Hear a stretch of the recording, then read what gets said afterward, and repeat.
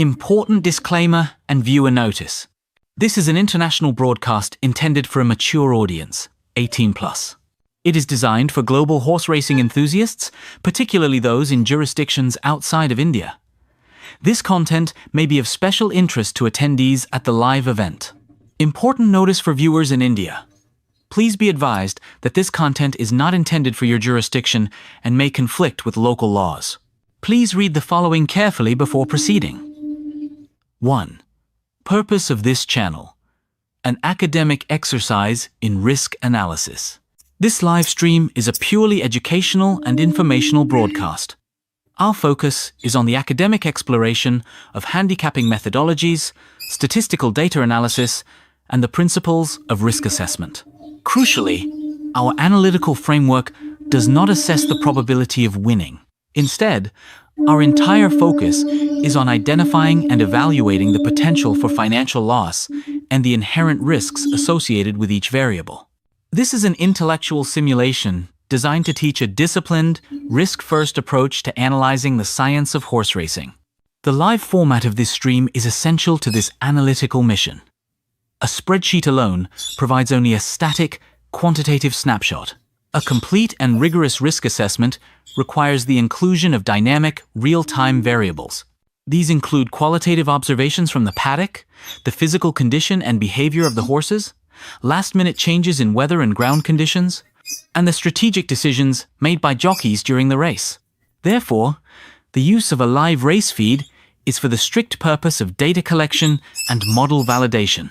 It allows us to test our pre-race statistical analysis against the reality of the live event, which is a critical part of the educational process. 2. No betting advice or inducement. A firm policy. This channel does not provide betting tips, financial advice, or picks.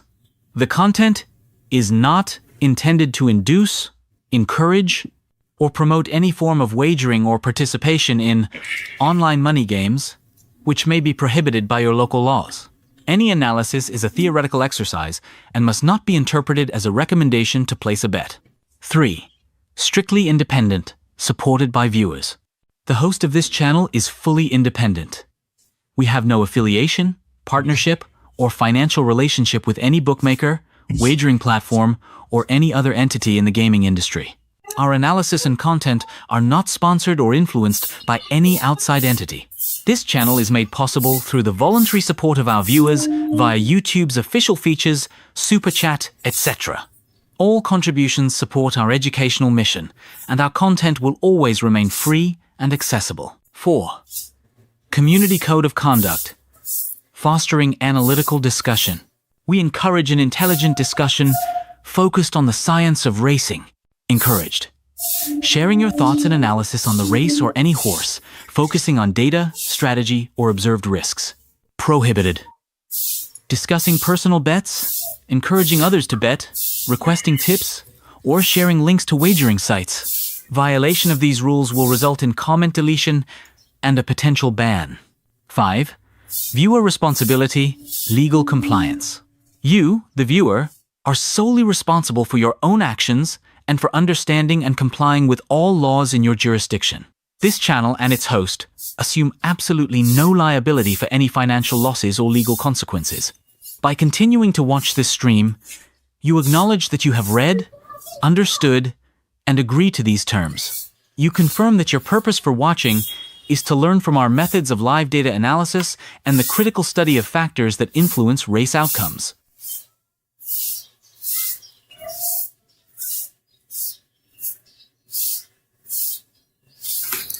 Good morning. Today is 15th of October 2025, and we're going to do some analysis here at Caufield today. The ground rating of the track is good, and we have raced here on Saturday. We have a midweek racing here today, which is a Wednesday, and there are about 8 races. Now, the last finishing mile here is about 367 meters. The ground rating is good. The understanding of horse racing. And once we have identified the best horses, that's when we take a look at the horses at the paddock, when we get the live stream from the paddock or the gates. If we find that all the horses that we have chosen are looking good and good to go with, we'll stick to our picks and place our bets. Wait for the results. I am sorry, we don't place bets. That is not allowed here in India for online betting, but that is it was a slip of my tongue because we used to do that at one point of time. But having said that, when we find everything is looking good, we wait for the results to show. And if there are circumstantial changes or there are better horses at the paddock, we often give it a shout out and we highlight the threats that might be there to upset.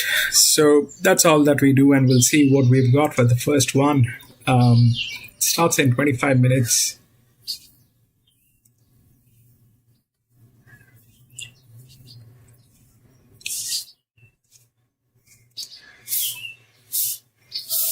Number 10 has been scratched, 1762.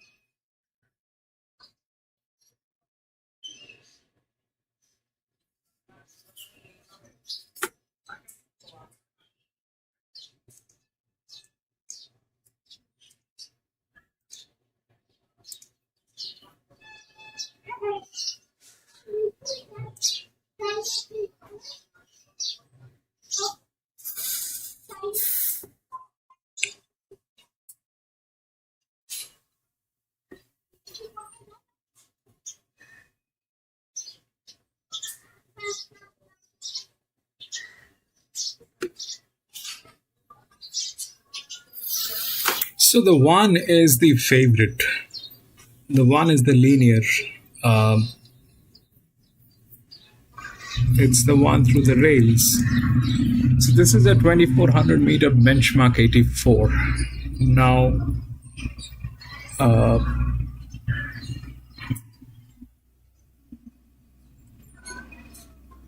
the one which is the favorite is ideally has less difficulty. One of the highest rated that we are getting here. 7, 6, they all come together, wherein 7 has a lot of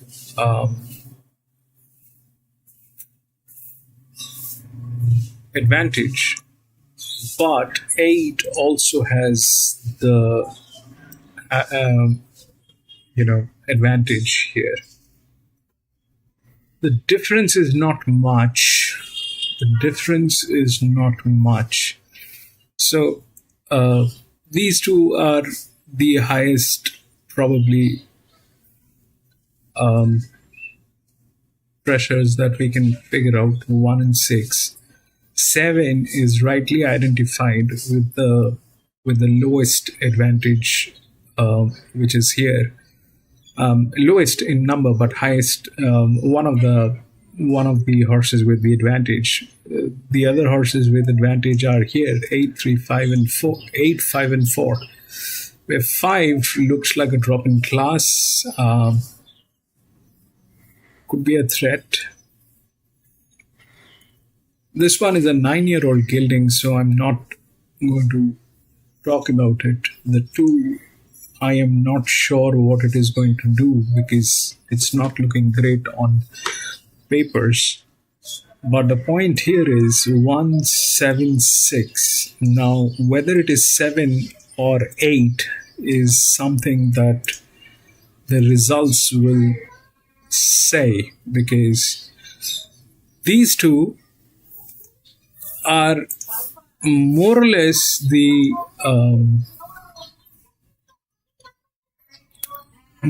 same thing. Okay, more or less the same thing. The difference is this, that this one has a good jock on this. The other 2 good jocks are on 9 and 2. 2 basically has the best jock, but 2 also is with that kind of picture, which may not, or maybe, I don't know, but up here, this is this in a winning position?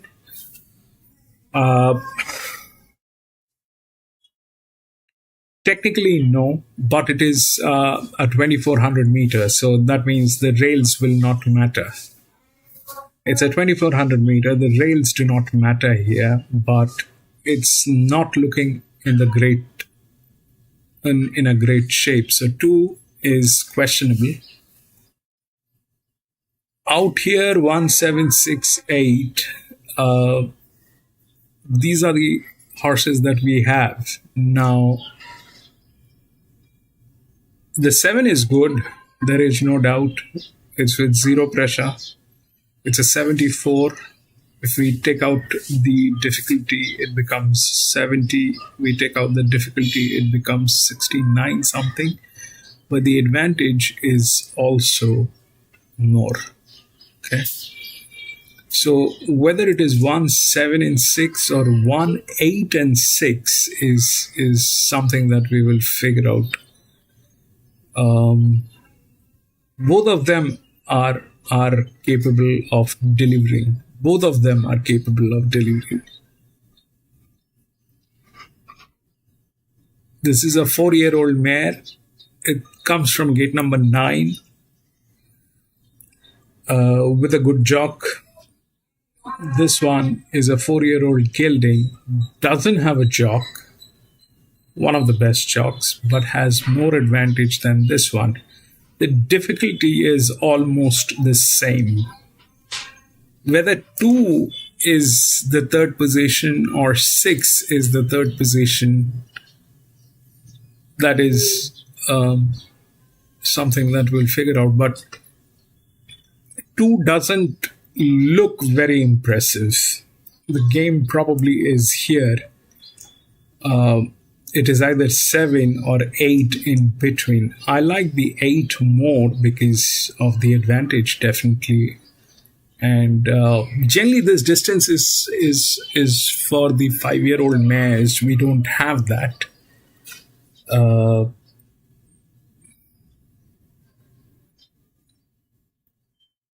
And what is the worst that can happen? What is the worst that can happen?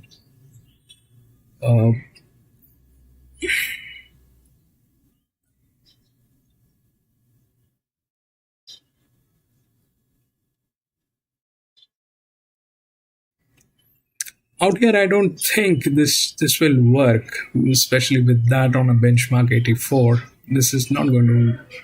I don't think that'll work. This is a drop in class, so that's not the problem. The problem is 8 probably.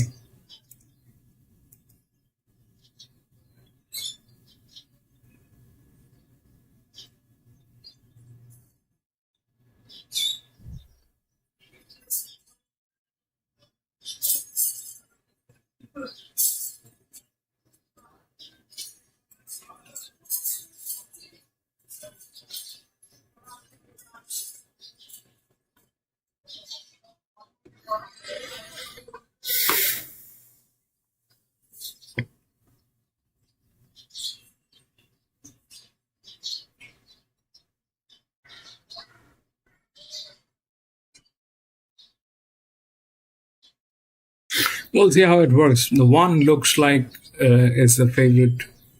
It's the linear. Up till 2000 meters, linears are the go-to horses. And here it is 2400 meters. I hope that delivers. It's a 400. It's a 4-year-old gelding. There shouldn't be any problem.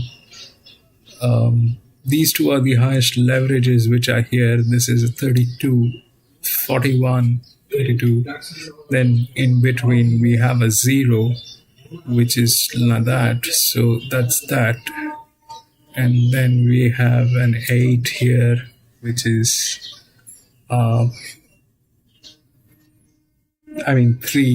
here, 61, 8.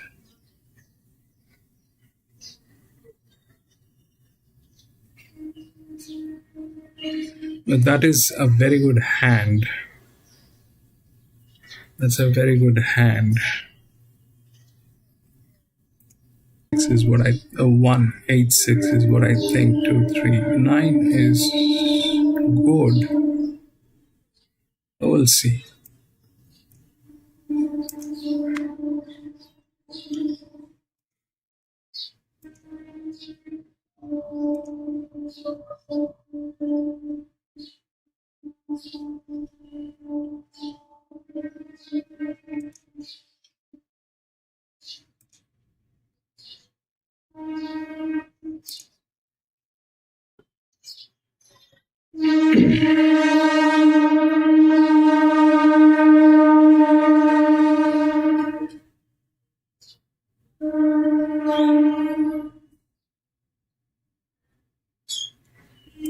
To the mounting yard for race 1 on Schweppes Social Day here at Caulfield.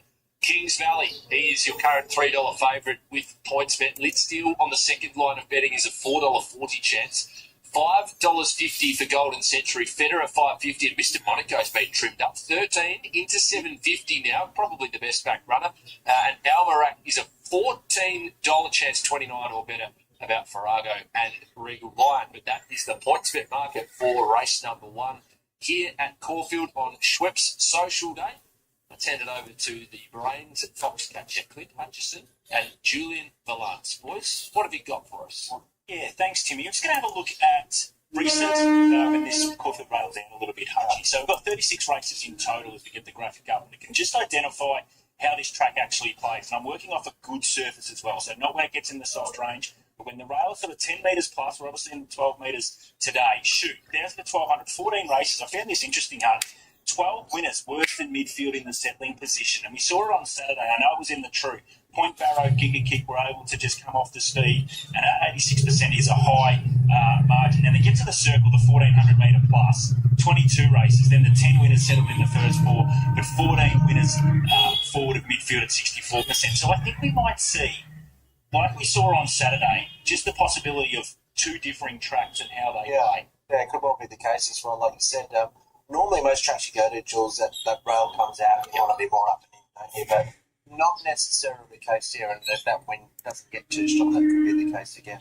So we'll have to wait and see. One of the key chances in the opening race will be Kings Valley, of course, and as a horse that will settle prominently in the run. So we'll have to see what happens. So let's have a quick look at the replay of Kings Valley, and I don't know, I think this horse is racing well. I don't think there's been too many excuses. There's a slight little minimal gear change. Will be prominent in the run. That's been the case. Ran 3rd behind Gilded Water. I like this Gilded, Water form, Jules. Take it now. He's run well, and I know the winner's had excuses since, or been beaten since Gilded Water, but I think Kings Valley's only really got to hold his recent form, and of course, Litsteel was in this race as well, and stays on quite well. I think Zara goes on positive too. I agree. I think it is. Yeah, they've changed the bit, and they've got Mark going on, and I like the fact he's drawn low, so he'll be handy. He doesn't necessarily need to lead, but if he can get that horse to settle, I think Kings Valley will be a big chance. Let's see how he looks for the yard that's coming up next. This mountain yard is brought to you by the 2025 Woodside Park Start roster, led by Dual Group 1 winning 3-year-old Celestial Legend.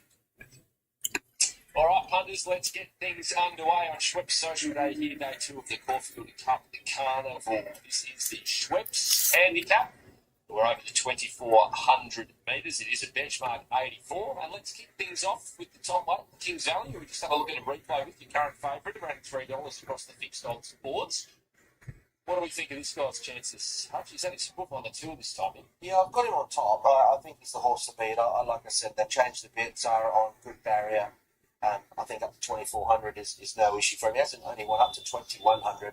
But some of the form around him, Solid Whiskey on the Hills, one of them that comes out of that previous replay we saw as well. So I think he's the horse to beat. He looks fantastic. He's been presented beautifully here today. He's been in nice condition or preparation, to be fair, but his coat's come through even more in between runs. It's definitely the fittest he's looked, and I don't mind the Norton bit going on the first time today, stepping up in distance too. First of Chris Wallace runners this afternoon is number 2, Golden Century, with Damien Lane in the saddle. This guy's won his last 2 at Canterbury and Kembla Grange, and it's now switched down to Chris Wallace Flemington. So he was 0 and 11, and he's gone back now. He's got the mate out of the way, and it was that coincided with him stepping up to this sort of distance range as well. I mean, he did run midfield in the ATC Derby last round.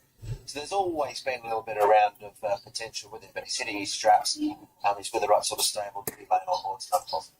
He's a really lovely looking individual, a very classic type of staying horse. He's been presented really well here. He's nice and fit, got a great attitude for a stayer. 3's an interesting runner, Argentum, for the Bennett Racing Team in the Corstons and Larkins stable, with Jamie Mott riding. First up in Australia at Caulfield, went straight to 2,000 metres. Is he going to be better for that run behind Gilded Water? You would imagine he would be, but he's still got to improve a fair amount, Tim. That is the concern. So he's got a lot of legs to make up. We're still learning about him. I think his overseas form was certainly creditable. But I won't be following him just yet, but I will be watching for later. He had a year off the scene before he ran first up at Caulfield recently, so you would have expected him to take nice natural improvement out of that. He looks to have tightened up a little bit. I would say that he probably has still got a little bit more improvement to go, and you probably just have to take on trust, and I'd probably like to see him one more time. Patrick Ryan Jr.'s got his team absolutely humming, and one of those is Farrago, who was a winner at the back end of last preparation during the winter months. Is at the 3 runs back. Interesting, its last 2 have been over the 2,400 metres as well. So building in fitness, this guy. Yeah, he's building, and he's a horse that, I think will pick up a race somewhere along the run this preparation, whether or not that's a country cups or something like that. I suppose from that perspective, you'd say I'll be competitive here. He rarely runs a bad race, but I just preferred others today. He's in good order, this horse. I think the team have turned him out looking really quite well. He naturally always carries a little bit of weight around his midsection, but that's about as tight as I've seen him. That's pretty normal for him. Luke Curry is going to take the ride aboard Regal Lion. Luke was in the saddle first up when this guy resumed at Caulfield over a mile. Been a little while since we've seen him in the winner's stall, Hutch, since he won the Ipswich Cup back in 2023. Yeah, 850 days, if you don't mind. So it's a long time. I mean, these days can take a little bit of time between wins on occasion. But that said, look, he's had excuses last time out. His 3rd run in, he should be ready now. I could see improvement. At least you're getting a price. He does need to get another win on the board, doesn't he? It's been a very, very long time. He's been turned out beautifully here. His coat couldn't be any better. His manners are good. He's moving well, but you'd have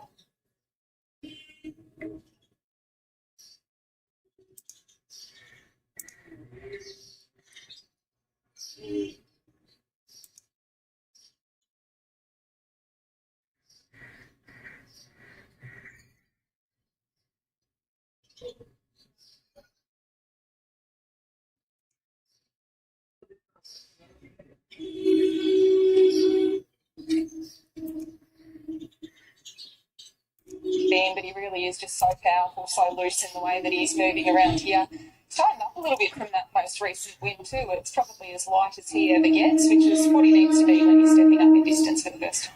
Did you ever think or two about running up to 2,400 metres here at Caulfield? It's her week, mate. It's her week. This is her time. 7 is Lit Steel for Johnny O'Brien.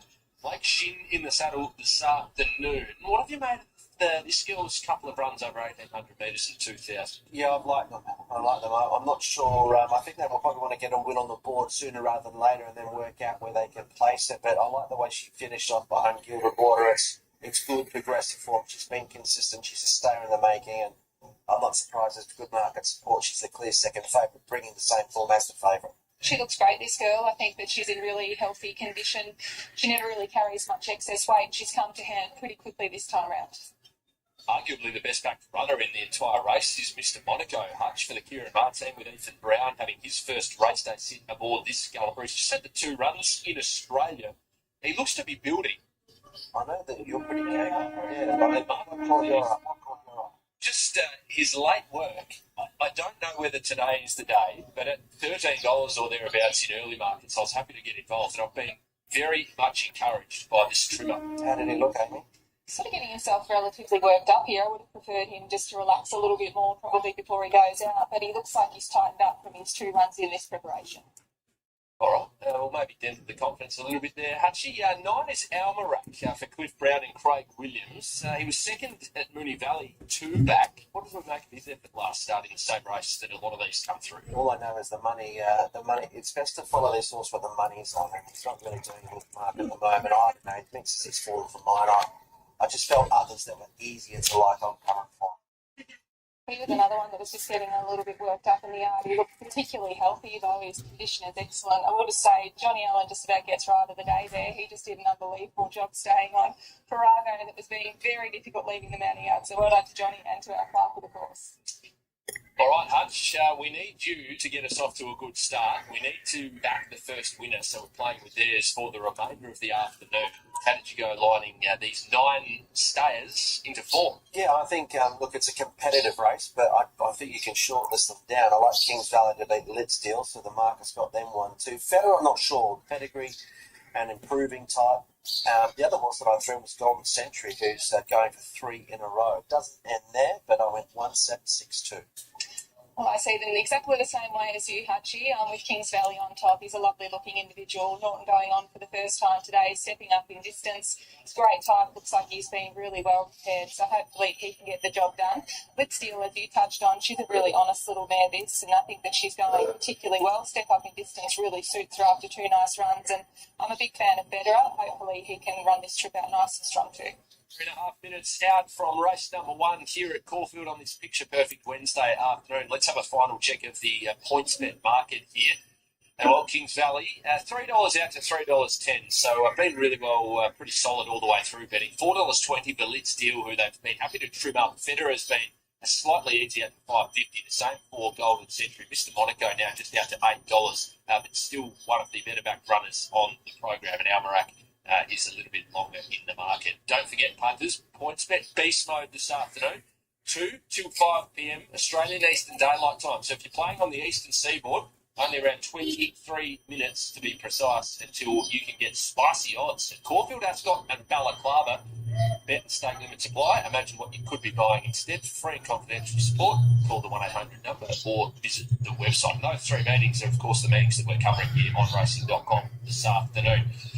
To matters closer at hand, let's catch up with Jack Turnbull. Big day for the Kieran Martin, kicking off with a couple of runners here in the opening event. Thanks for your time, Jack. 3 to settle up here. Let's start with Kings Valley, the favourite. How's he today? He's good, Amy. I'd say this run will bring him on and he'll be in his spring jacket, but he's very energetic and he's propped up well.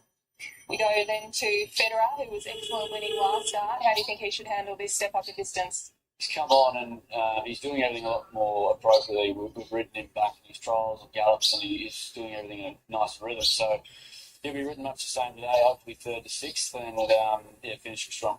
What about Mr. Monaco? What have you made of his couple of runs this time around? He was up and about today.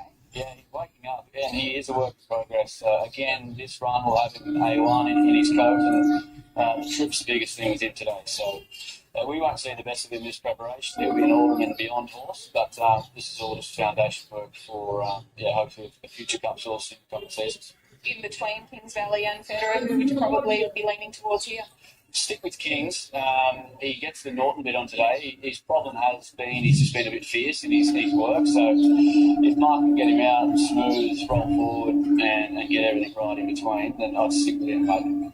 You've got Tornado Valley, who I'm looking forward to seeing in the debutante stakes today. What do you make of this horse and how he's trialled up leading into this?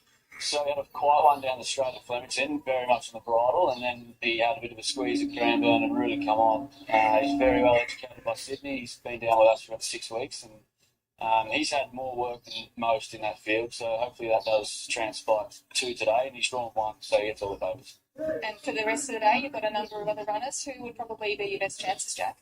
We have a good hand, but I'd say just like Gabby and Sunshine in my pocket, we would be disappointed if they weren't fighting out. Looks to be a good day for the team. Best of luck here in the first. Thank you. Cheers. Great to hear from Jack Turnbull. The team have a lot of runners engaged, and much you would have taken with confidence there. Jack saying Sunshine in my pocket, one of the better chances on the card. Now, this is Golden Century, who didn't want to play ball a little bit earlier, but good to see now the clerk of the course has made his way over there. And he now is playing ball, but for a few moments there, Hutchie, he didn't look like he wanted to play any part in getting to the barriers. He was doing what he wanted to. Can you blame him? No, this was Daisies? No, it wasn't Daisies. He's tipping Regal He's Line. on Regal Line. Same colours. Same colours. Course number 5, Yeah, big odds. $31 if that might. Third up this preparation, and as we said in the preview, he has been seeing them beautifully, Julesy. To 460 out to 650, that'll soon get to 750. So your best price is going to be on the jump for that horse. No knock on the favourite from a market perspective, but Litz Deal's probably the one, probably in the last 5 minutes, it's tightened up as well. So they're the two that the market seem to have come for, the favourite, Litz Deal. Let's still bring in that same form, of course, as Kings Valley. Blake Shin factor might also be part of that for a horse that's third up today. I was looking at Blake's stats today, he's tracking it very, very impressive. So, I mean, most of the leading jockeys have good stats wherever they go, but he is absolutely low flying here. See in the background, it's great to see a very, very healthy crowd down there in the tents next to the 2,400 metre starting point here at Caulfield. It's a picture-perfect day for an afternoon at the track.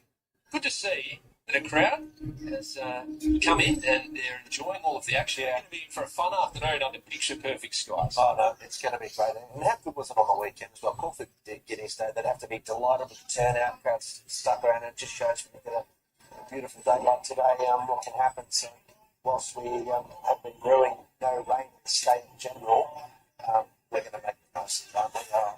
I think, and certainly a lot of the patrons are today here, of course. Moving in for race number 1 on Schweppes Social Day here at Caulfield. Day 2 of the 3-day Caulfield Cup Carnival. Here's the best in the business, Matty Hill. Terrific, Jimmy. So, what a beautiful day. If any race club is in wonderful weather like this for a spring day, it's absolutely perfect. As we see Golden Century going to the stalls, all of its races have been the other way around.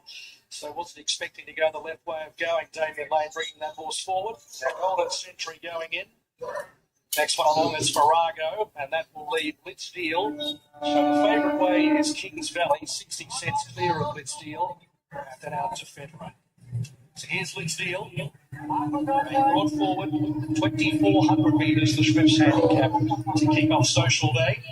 And the field is set. They already attended with Golden Century, who's just a little bit fidgety. Better than move today, racing Golden Century moderately away, no speed for Farrago. Mr. Monaco jumped well with Kings Valley using that inside draw. Let's deal from the deep with also Almarac as they come past the judge with a lap to go. So it's Kings Valley leading Mr. Monaco, Almarac 3 and 4 deep. Underneath them in Federer with Golden Century and Regal Lion, who's pushing up on the fence. Well back in the field is Litz Deal wide on that first corner as well. Farrago back to second last. And at the tail of the field are Argentum as they head to the 1900. Kings Valley is the leader by a lead to Almarac, who's working up, and Mr. Monaco's keeping it work, and Litz Deal's progressing around them steadily too. Then came Regal Lion next on the fence, and further back in the field is Federer, who's also just trying to find a sit at the moment, and eventually gets one off the fence outside of Golden Century. Third last now, Golden Century. Two further back, Argentum, and Farrago last as they climb the hill at the 1,400 metres. The leader is Kings Valley, 3/4 of a length in front, setting the tempo to suit itself. Litz Deal works up around the outside now to do the work to second. Almarac's happy to tuck in third behind those. A length and a quarter, Mr. Monaco. Then came Regal Lion, 3/4 of a length to Federer as they top the hill at the 1,200 metres at halfway. Next in the field is Golden Century. Second last, Argentum. Last is Farrago. No pressure on the leader at all. So the leader, Kings Valley, runs off the back section, 1,000 metres to go to the railway side. 3/4 of a length in front from Litz Deal second. Third is Elmarac and fourth, Mr. Monaco. A length and a half away in the field, Regal Lion, followed by Federer. Next to Argentum, Golden Century's in an awkward place. Second last on the rails, it's going to be a dash home. And two for the back is Farrago. So it's Kings Valley, 600 metres to go in front by a neck to Lidsteel, getting a bit closer.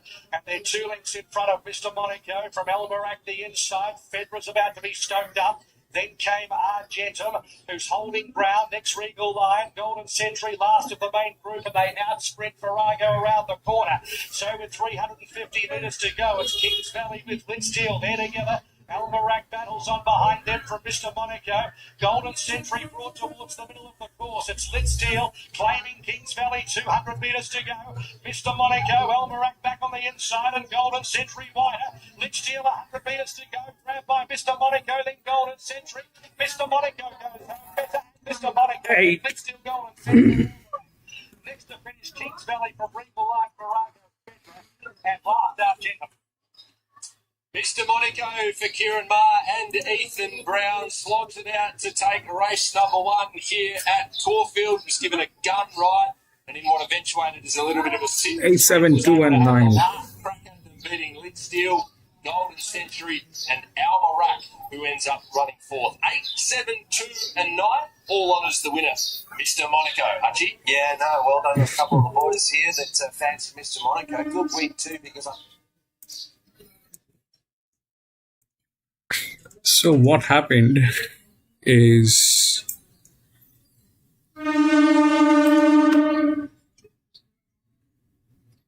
Sir could not keep up the pressure. It was raved from the gates, and that just did not work. Out of these two,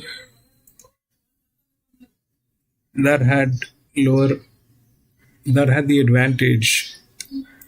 So what happened basically is 8, 7, 2 and 9. So 2 and 9. So 6 did not work, and that did not work. 6 and 1 did not work. Both of them were very high pressure on this. This just did not work.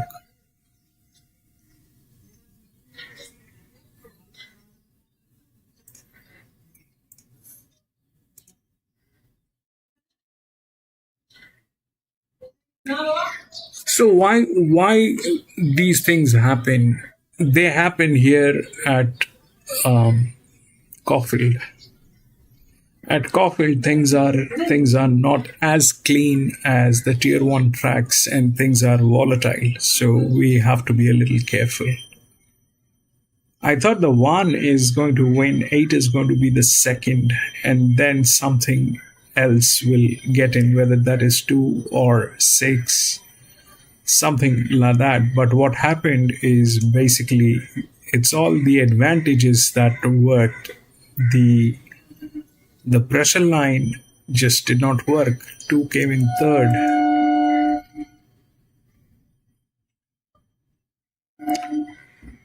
Probably because of the jockey. But it was a lot low pressure on this horse. A lot lower. So we'll see how it works in the next one.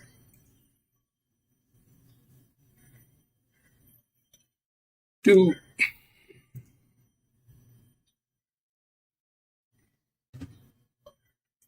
5 and 8 has been scratched. So 5 is this one, which is scratched. 8. And 8 is already not there. So 2, 3, 1, 7.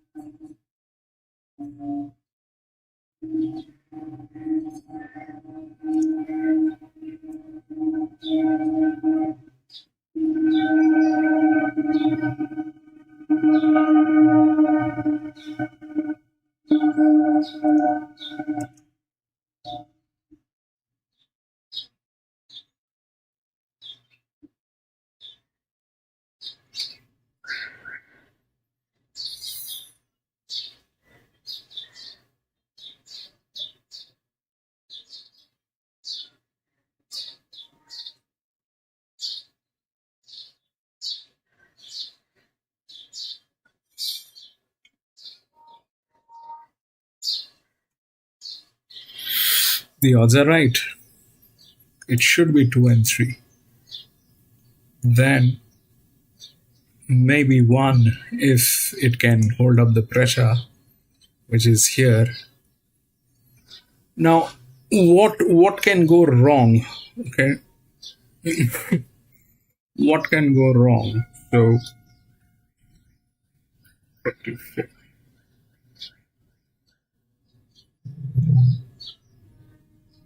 what can go wrong?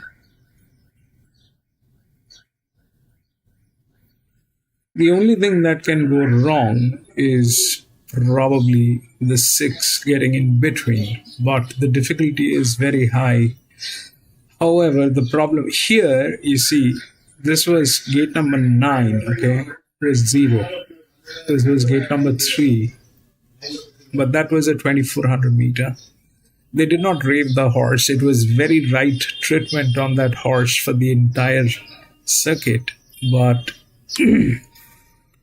here the 2 is the one which is the linear with a 21% leverage on this, has a jock, but doesn't have a vacation. 1 is the same thing, has more leverage, no vacation, also has a jock. So if those 2 are there, there has to be 1 with a low pressure. Now, whether that is 3 or 6, if we look through the difficulty, the 3 is with a lesser difficulty with the low pressure. So the odds are right. 2, 3, 1 should be the thing. And the only thing that can go wrong is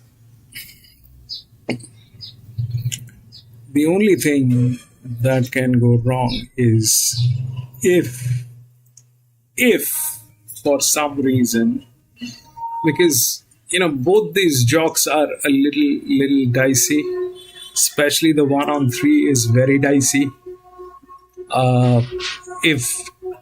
If he doesn't know how to treat this horse, if he raves this horse from the gate, it will not get there.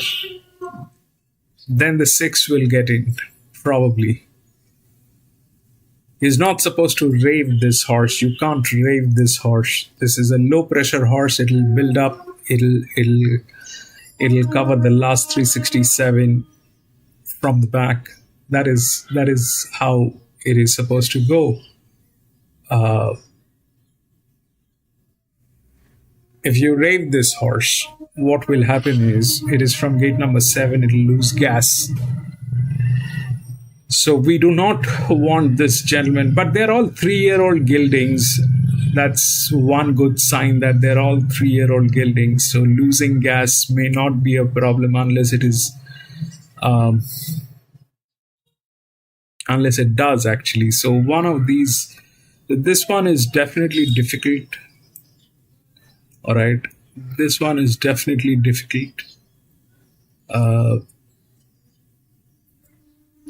The odds are right. 2 and 3 should be there, and then it is 1 with the other pressure, which has the physics, and this one falls way below.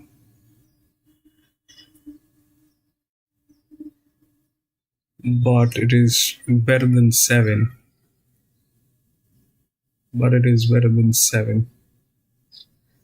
The pressure is also low, and there is a leverage on this horse.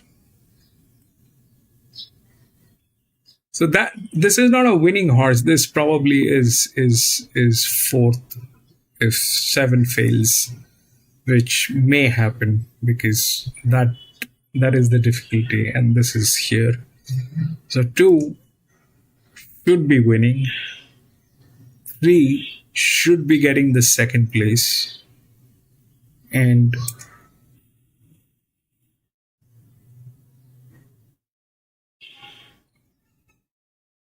one should be the 3rd. 2, 3, 1 should happen. This is the one in between, which is the low pressure. higher rating. This is looks good. 23231. That should work. But the problem is the jock. The jock is a problem. This jock may not be aware of the actions he should be taking on this horse. You're not supposed to rave this horse. You can't rave it. It is not a horse to be raved. To be raved, you need something like this. You can rave these horses. There's no problem. But like this one, he did not rave this horse, right? He did not rave it. He just kept it in a smooth sail. He did not rave it. He knew what he was doing. The problem is, this one is again something which you cannot rave. If you rave this, it'll be a disaster. 231 should happen, but the jock would be a disaster. So what might happen if let's say that gentleman is not doing the justice?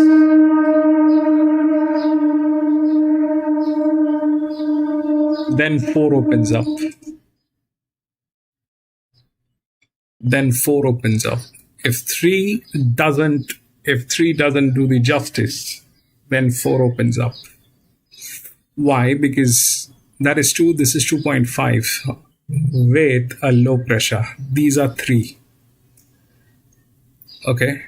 So if the 3 fails for some reason, if this gentleman decides to do anything funny on that horse, then it is upside down, then the 4 will open up. So 2 looks good. That's the linear. 1600 meters should not be a problem. Put on 1. This is the second linear. The one in between is this one, ideally. Gatekeeper, welcome back.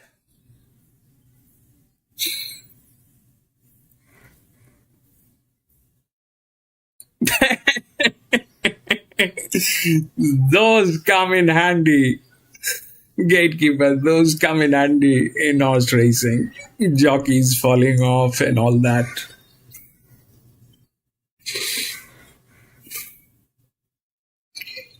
But Tuesday racing is like a Tuesday racing. We used to race from Tuesday.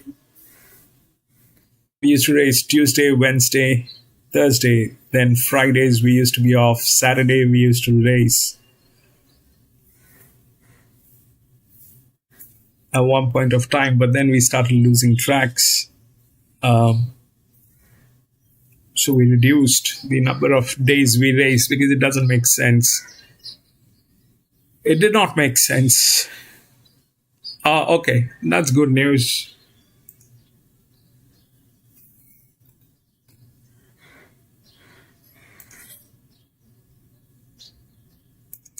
The first one was a bad one. This guy generally, so what happened here is something that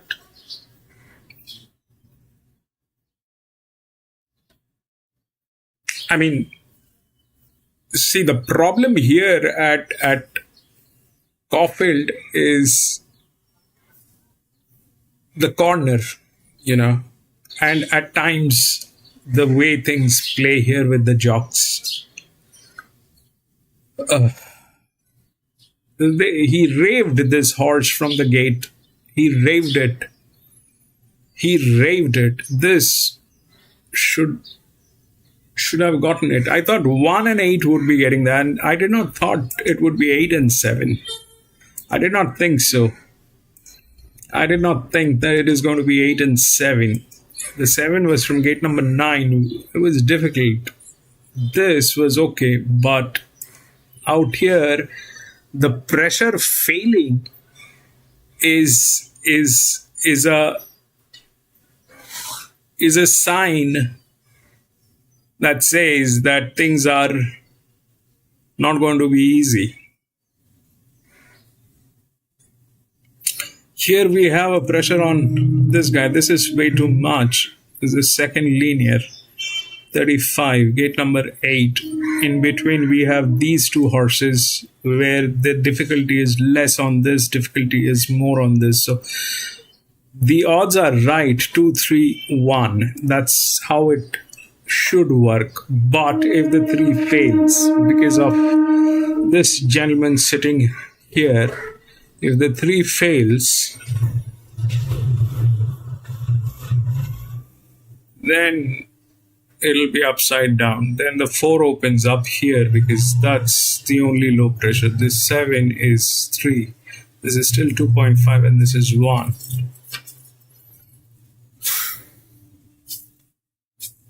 We just hope that he doesn't go funny with the 3.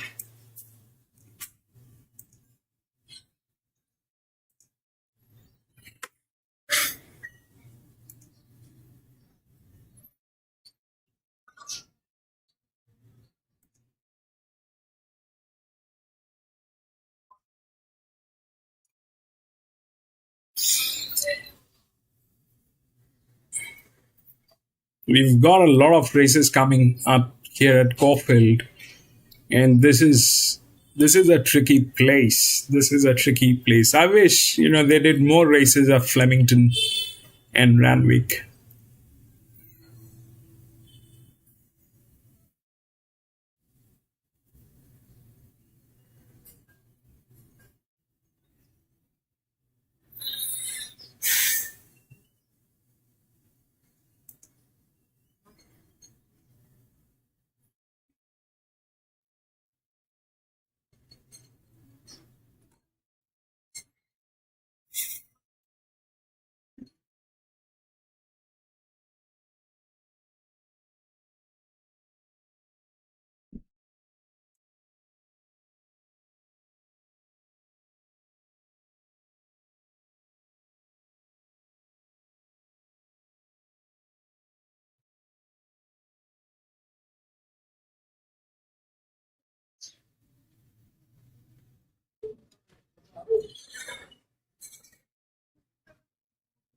Here at Caulfield on this Wednesday afternoon. Significant changes. We're accustomed to this on a Wednesday. Julesy, what have you got for us this week? Yeah, thanks, Timmy. So I've just identified a few horses here that are going to be running at Caulfield, Hutch, that we just want to see what the market does with them because it's really interesting. Tagline in this race is get the blinkers first time. Now, he's been really doing nothing wrong to my eye and been running pretty good times. Now, it runs against 2 pretty good horses in Centu Cavati and Regular Award here, but they've gone blinkers first time in. Race 3, Blazing Harry gets the blinkers first time.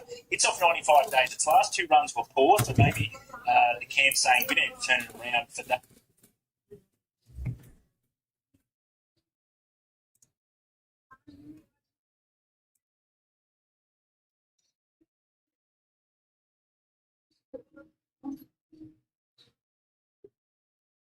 First time for me.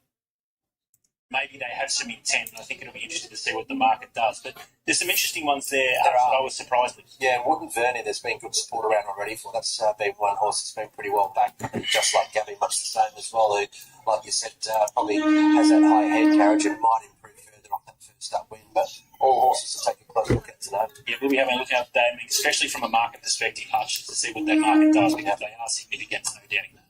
All right, so runners are making their way into the yard. Let's head there now. This mounting yard is brought to you by Carbone. Let things go wrong. Get Carbone on the phone. Race number 2 on Schweppes Social Day is the MRC Foundation Winner to Win Handicap a mile. Benchmark 70. Interesting little race for the 3-year-olds here, Hutch. Tagline is the first scalper to have a look at in the mounting yard as Julian Valance almost falls out of the studio here. Welfare check on Julesy. Now, this guy's trained by Matt Laurie. What are we made of the way that he's been just bubbling along? Good piece of advice as always. If you just watch where you're walking, look where you're actually walking. That always helps. And I hope they're looking where they're going on tagline. They have been lately too. He's been impressive his last 2 and the blinkers go on today. But he doesn't need to improve too much, I don't think, aiming on his recent form to make it 3 in a row. No, he's been going great, hasn't he? He's put together a lovely record in his first 3 starts of his preparation, pretty much faultless, and comes to the races looking really well again. Looks like this step up in distance range is going to suit the way that he's built too. breathtaking win on debut at Donald in a maiden, and then went to Sandown and was a really good run behind Navy Pilot there. The horse is Senju Kambadi. Has been well backed again this afternoon. Is he the one to beat here, Hutch? I think he's the one to beat. And although Navy Pilot failed in the Caulfield Guineas and this horse didn't get a run on the reserve list, the market liked it. Navy Pilot was really well backed all up to the jump, and obviously back to benchmark level. And I think there's a couple of nice horses and stakes potential class horses in this race. He's one of them. He might get a little more in the market. I think that's the way it's trending at the moment, but he's got a great chance. I can't wait to see this horse in the autumn. I feel like he's going to continue to furnish. He's still quite immature mentally. You can see the little look on his face there. He's got his ears pricked, he's taking it all in, but you can still see he's quite just finding things interesting at this stage of his career. He's been presented really nicely. He's got a lovely style of horse, and I think that his fitness is exactly where it needs to be. 3 is Regal Ward, who's had 4 career starts and been a starter. Yeah, but he's a very, very fit horse. I dare say he works himself pretty hard. We saw Mars Landing debut at Hillside over 1,300 metres in the race won by Regal Award. Couldn't probably take a lot about this galloper from that performance, but he was impressive at his second start at Geelong the last start. It was a good win, wasn't it? Yeah, I liked it. It was, it was probably a good day to settle back and round them up, which is exactly what he did, but you still want to be good enough to win. It's a step up here, and he's got a little bit to find, but it's only his 3rd career start, so he may well do that. It's been a touch of moments for him. He's a really good-looking horse. He's so handsome, and he's been prepared pretty much perfectly. I can't fault anything about this parade. His coat is beautiful. His fitness is where it needs to be. Lovely mover. He's just a really nice horse. 5's out. 6 is Amaranthi for Greg Urell and Bo Mertens. Greg Urell with a couple of runners in this race. This guy by Ivan Morton was a last start maiden winner at Kilmore over 1,460 metres. Yeah, his debut was horrible. They put him away, brought him back first up at Geelong was okay, and then he won well at Kilmore. I think this horse is over the odds. It's $20. I think he deserves to be shorter. I like the way he stayed on there last time. I like the fact he's going to a mile. So if you're looking for one at a price and he is the outside of the field, I think he's a better chance than that. He definitely doesn't present like an outsider the way that he looks in the yard here. He's a really nice looking horse. He's quite tall, which is typical of the I Am Immortal progeny, and I think that his fitness is exactly where it needs to be too. The second of Greg Urell's runners is Obvious, who was given an absolute peach from Benny Allen at the last start, justifying his $2.50 favouritism to win there at Bendigo. Yeah, and he beat Grand Omaha. I know Grand Omaha went to Maiden Company, but he still came out and won, and he won well with decent market support as well. So another improving gelding who I think deserves respect, and the market's certainly showing it here. Yeah, another horse that's been turned out beautifully by the Greg Urell stable here. He's just a little bit busy, this horse, but well within normal limits, and quite a light framed horse too. Looks like stepping up just that extra 100 metres here will be no problem. All right, Hutchie, so just the 6 3-year-olds to go around here in the first.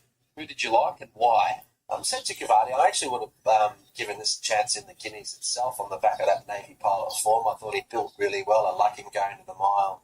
I think he's a nice individual going forward. So happy to be with him. And if you like him, you've got to give Regal Award a very good chance as well. And the way this market's trending, there'll be nothing between them. And the favouritism may even be flip-flop. So I think they look the 2. Tagline, respect. But if you're looking for one at a price, I think it might be that for us. I've gone a little bit left field here compared to your tips, Hutchie, but I'm with Mars Landing. What a gorgeous looking individual. I think he's been prepared perfectly here.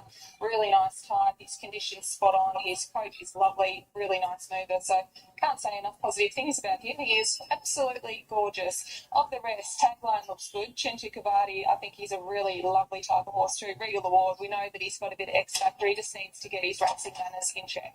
Let's have a look at this market with thanks to PointsBet, a tick over 5.5 minutes away from race number 2. This benchmark 70 over the mile for the 3-year-old gallopers. Good little race. Senju Kambadi was a lot shorter when we last spoke. Now $2.70, so a little bit easy. $2.90 for Regal Award has been the one that they want to be with. The $6 for Tagline, who's been slightly easy too. Obvious is trimmed up from the opening quote, now a $7 chance, and Mars Landing's been pretty solid, albeit just wound down a couple of points to $12. Matarazzi, the outsider of the field, he went up around $12 with PointsBet. He's now a $23 chance. But an interesting battle here, and it's heating up at the top of the market. Senju Kambadi, $2.70. Regal Awards being back late, $2.85. Let's get a little bit more information about Philip Stokes' runner here in race number 2. He trains Regal Award. He's catching up with Amy Young. Thanks for your time, Philip. Regal Award. Geez, it was a hard watch last start at Sandown, wasn't it? Yeah, look, he does a few things wrong, this horse, but we just changed the gear around a bit today. We put the earmuffs on. He's a bit happening in his head, so hopefully that'll settle him down. Probably the key is he's got to step clean and just get into a nice rhythm and be on top of the speed. Is that the key to him, you think? Hopefully he can just be in a more free-flowing position with the earmuffs on. He drops his head, takes a breath with all things, fingers and toes crossed. Yeah, exactly. He's just got that high cruising speed, and I think that's his asset, so hopefully that hands out today. How's his work been in between runs with the earmuffs on? Been good, can't fault him, so hopefully he brings that to Rosto. How's Sweethearted? You've got him debuting for the first time for the preparation a little bit later on in the day. Going really well. He's a back marker, be running on hard. If they can run on, he'll be thereabouts. Good luck with both your runners. Thank you. Yep, great to hear the thoughts there of Philip Stokes, who's got a good chance. Just looking forward to seeing Sweethearted back a little bit later. The barrier is undoubtedly going to be a bit of an issue for him, but on his day, he's a pretty smart galloper. Definitely, yeah. He's got a nice little... Got the yard going pretty well, doesn't he? Yeah. Really has a downturn, Philip, but I'm sure that they'll be pretty hopeful here. If this horse does everything right, Regal Award, you feel that there's... He can be no mistakes on it, and you feel that with him. But he won't be if he continues to do bits and pieces wrong. But I don't want to be too critical, because it's only his 5th career start today, and he hasn't exactly had all favours thus far. But he travelled really well for Blake Shin the day he rode him, and he went forward at Sandown, and it was just dominant. And I think there were excuses last start, so he's improving. But yeah, it's not easy. It's easy from here, but it's not easy when you're on the back. Yes, absolutely. What about our favourite here? Favourite? He's actually favourite. Okay, so they have completely flipped around. Are you a little bit surprised by the drift here with Century Cavati, or given your case for Regal Award, you're not so shocked? I had Century Cavati, but I'm not completely surprised because of their SPs last start. So there was a fair bit of a gap. I think, what was it, 280 and $8 or something like that last time. Yeah, $8.50 for Century Cavati last started, $280 for Regal Award. With excuses, so I mean, now it's back to sort of co-favourites at the moment. So I think tactically it's interesting. I mean, Century Cavati, you'd imagine at best will probably be on the back and lead. You know, the pace is a little bit of an issue in this race. There isn't a lot of it, and you know, I think Obvious probably goes forward. Tagline sort of settled back a bit the other day, but Amy, this could be interesting racing in terms of tactics. I mean, Regal Award's the one that probably could go forward, I think, if they wanted to. Well, it could be a good thing or a bad thing for him. We just heard Philip talking about he's got a few things going on in his head, and I think that's Don't we all? a polite way of putting it for him, but I don't know, it's hard. Like, you'd want a horse just to sort of roll along, set a nice tempo so that he can drop his head and relax too. He's still green, he still does a lot wrong. We know that he's got the ability there, but he probably would have been better off in a field with more runners, more genuine tempo, so that he could get into a nice rhythm. But I think if they're tempo's like going to that, be... they're better off lead. You're better off, like, you try to ride him with Carnival or whatever and race with no speed. Like, what's the point? He's just Hopefully he can bowl, or just drop his head, get out there by himself, and without anyone else annoying him. But he could be the one horse that actually settles more forward today. Hopefully the results reverse, because I'm sure he'd be a little bit of a frustrating horse to train. They always are when they've got that much ability, but they just can do so much wrong in running too. It's nice also to see too. There's a handful of them that have got good CVs for just a few starts. I think the form will stack up pretty well. Absolutely. So Regal Award's going to go favourite. So the two at the top of the market have done the old switcheroo. Loading process is underway. Here's race 2 for the 3-year-olds in Matty Hill upstairs. There's Century Cavati going in. That's 100 horses in a town named after a famous tree in Italy, a famous chestnut tree, and about a 4,000-year-old tourist attraction, Century Cavati. Just favourite Regal Award, Matarazzi going in, the outsider of the field. Regal Award and also Tagline are going to be the final two to come along. So the favourite on the top, Regal Award, 270, Century Cavati, 280, and 10 cents between them on bookings boards as well. Here's Tagline. The long books to complete it. Next number 2 on the card, the MRC Foundation Pinot Win Handicap. Set to run. Yeah. Clears the gates, and away they go. Regal Award probably the last out. Tagline towards the outside, way moderately as well. Mars Landing beat them out with Matarazzi, and they were followed by Obvious behind them. Chintu Cavani is next, passed out wider by Regal Award, and Tagline trying to find a position. So they reached the 1200 marker. Mars Landing in front, but Regal Award is going to zip up here and try and take luck out of the equation. So Regal Award is the new leader from Mars Landing in second place as they run off the back with Matarazzi, and they're 3 lengths Obvious, Chintu Cavani and Tagline as they run towards the side of the course of the 950. It's a bad idea on the 3, what he's doing. I hope it can survive. He's not supposed to rave that horse. 800 metres to go. They reach halfway, and Regal Award just tries to take the sting out of the race so far by 3/4 of a length. And as a result, Matarazzi got a bit closer. Mars Landing third the inside, followed by Chintu Cavani, who's starting to stoke into it now. It's only a length and a half off the leader. Tagline follows it, and last of all is Obvious as they come to the turn. 4:25 to go. Regal Award in front from Chintu Cavani giving chase, but Regal Award put 2 or 3 lengths on them around the corner. Mars Landing under pressure. Tagline to the middle of the course, but it's on one rein as Regal Award got right away. Halfway up the straight, 200 metres, it's 4 lengths in front from Tagline, Chintu Cavani and Mars Landing. They all battle on, but Regal Award is going to get them. Regal Award down the road by 7 lengths. Seconds ahead by Obvious for Tagline, then Mars Landing, Chintu Cavani and last Matarazzi. Regal Award gets the second win of his career. A terrific ride from Lockie Nindorf there, Hutch, whipping around the field and putting them to the sword. So photos for the miners in behind.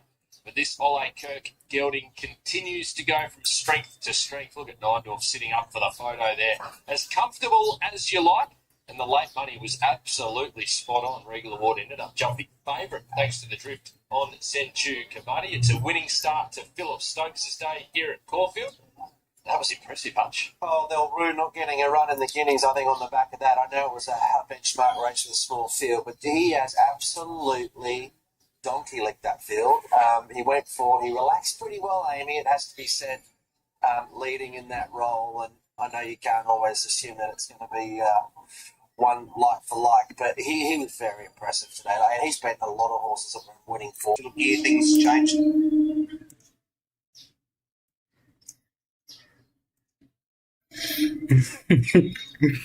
3, 7, 1 and 4. So 2 failed. The favorite failed. It had a bad start, that's true. But 3, 7.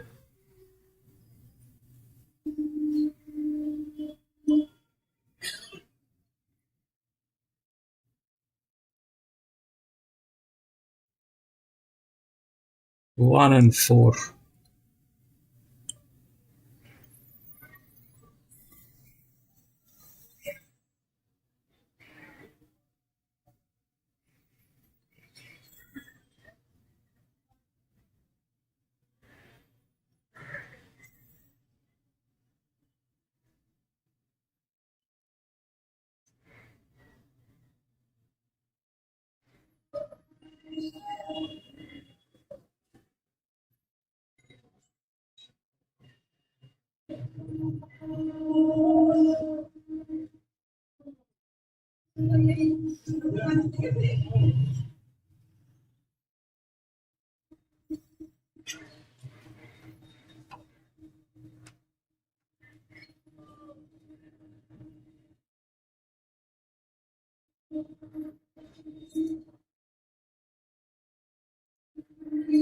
We'll go to the third one.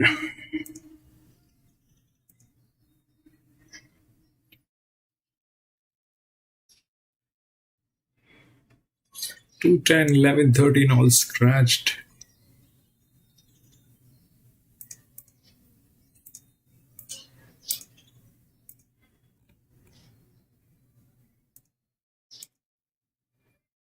Five, 16, 12 and 7.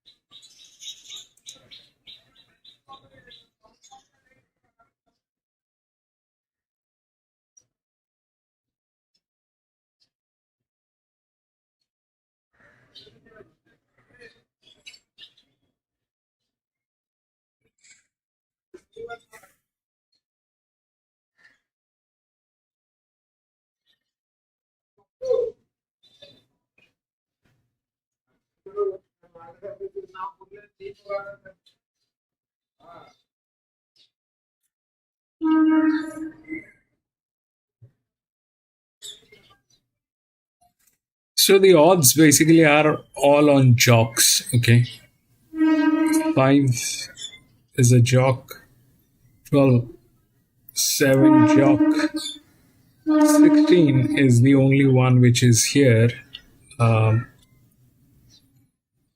which looks like that. Okay, but as a neutral, it has pressure. So things are a little weird. Why? If you So we come here and we see what's that 6. The 6 was an inner drift. Okay, these two drifts were right in the pressure model. The drifts are supposed to be carrying advantage. Drifts are supposed to carry advantage, not pressure. This drift was carrying a pressure. Why the one failed is a different question altogether. But here, this is a drift. Okay, this is.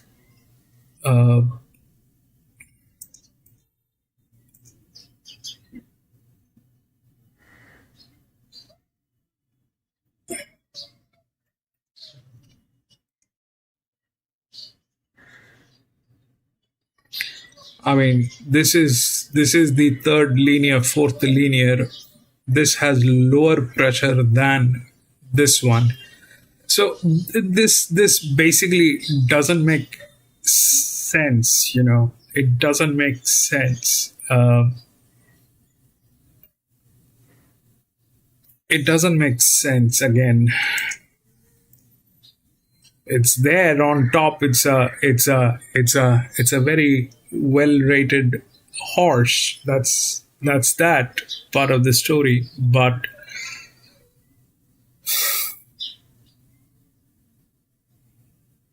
I mean, if 5 is there, then 8 is also there. Okay, that's a 6-year-old mare from gate number 2. The 8 is also there.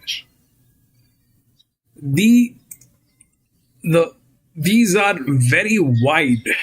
These are very wide. That's a gate number 13. This is gate number 12. The other one, which is the linear, is from gate number 4. So that is a check.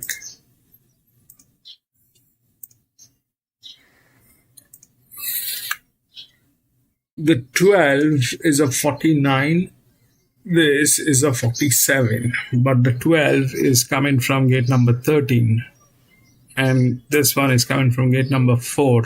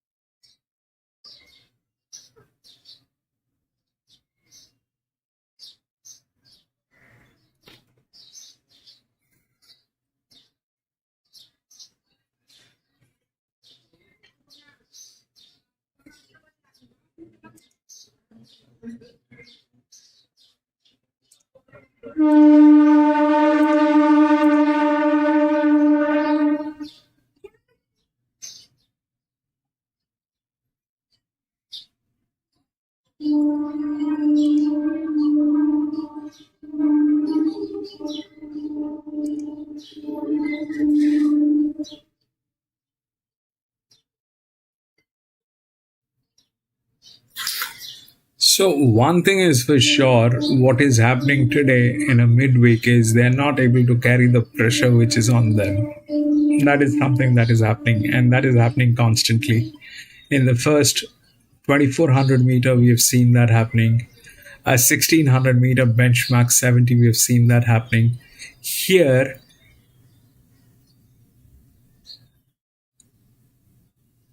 I don't know if those pressure lines will work. I don't know whether those pressure lines will work. An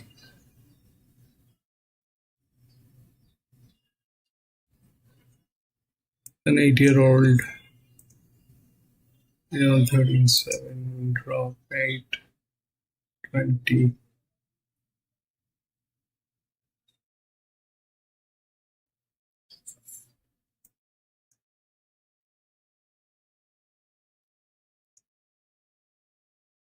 Steam 2.5, 19, 19, 11.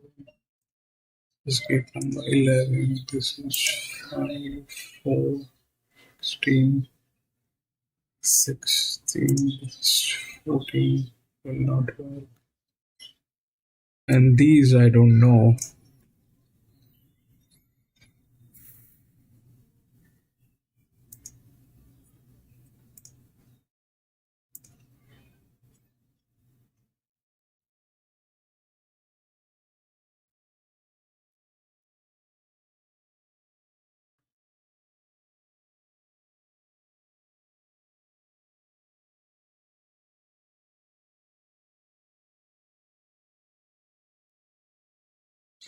I mean, this too had one of the best shocks. Even then, it failed. It could not carry the pressure on that horse.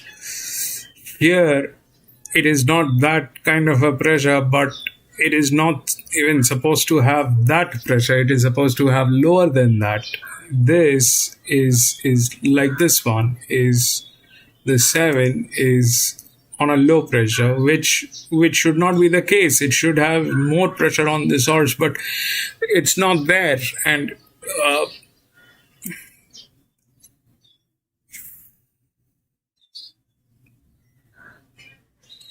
I don't know. Maybe things are like this, but I think an EW is 8. And EW8 is 8. I don't know if those pressures will be delivered from a benchmark 70 because it is not happening again. This is something that we faced on Saturday, that the pressure was not delivered here, and why that doesn't work here in this particular track. My assumption is because of this shape. There is something not right here. All right, there is something not right here. We have to dig very deep, and like for Randwick, we have all the measurements. For Flemington, we have all the measurements. But for this particular track, we do not have all the measurements. We are taking a 30 meter, for the difference in these two rails, we're taking a 30-meter difference. But I think it is not 30 meter. It is wider than that. I think this is wider than 30 meters, and this is where things go wrong. And so, is it a great idea to go with the favorite? This is a 1400 meters. So,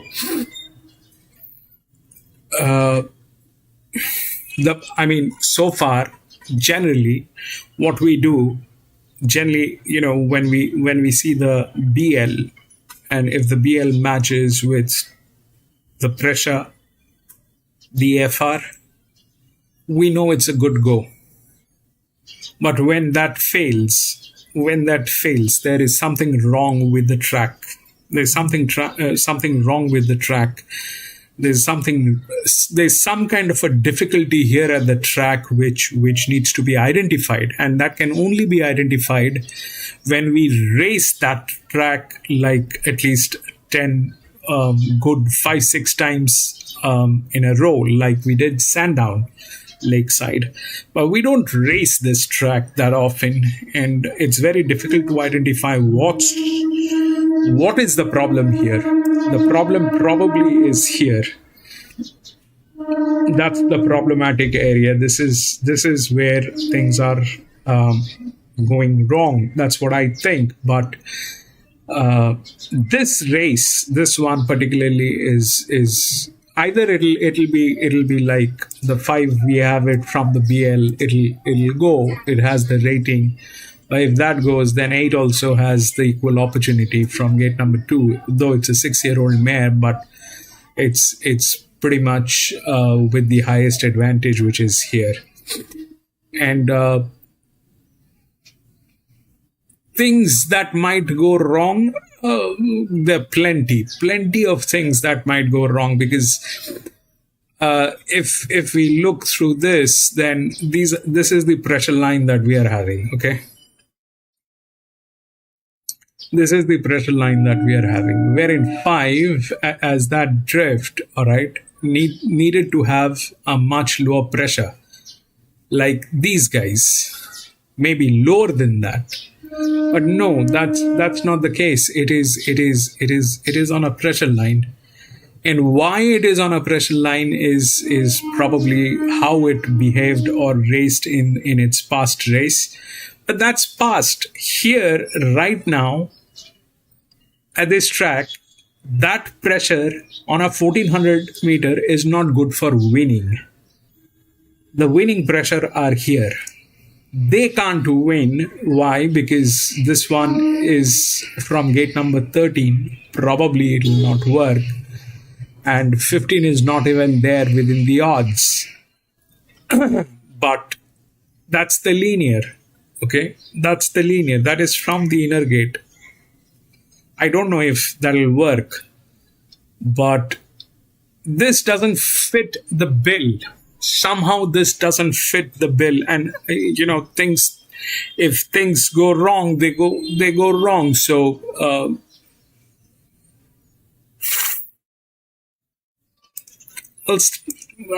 I would not recommend anybody to get into this anyway. We've lost these races where we had maybe 6 horses. And the 3 won. I thought the 3 is going to come second. Here I thought the 8 is going to come second, but the 3 won. That thing won. And here the 3 won. That should have come in second. But look at the difference. Look at the length that happened here at this particular track. It's not a winning horse. It's not a winning horse. It is supposed to come in between. But when these kind of things happen and they're not able to carry the pressure for some reason, it just doesn't work, then there's some problem.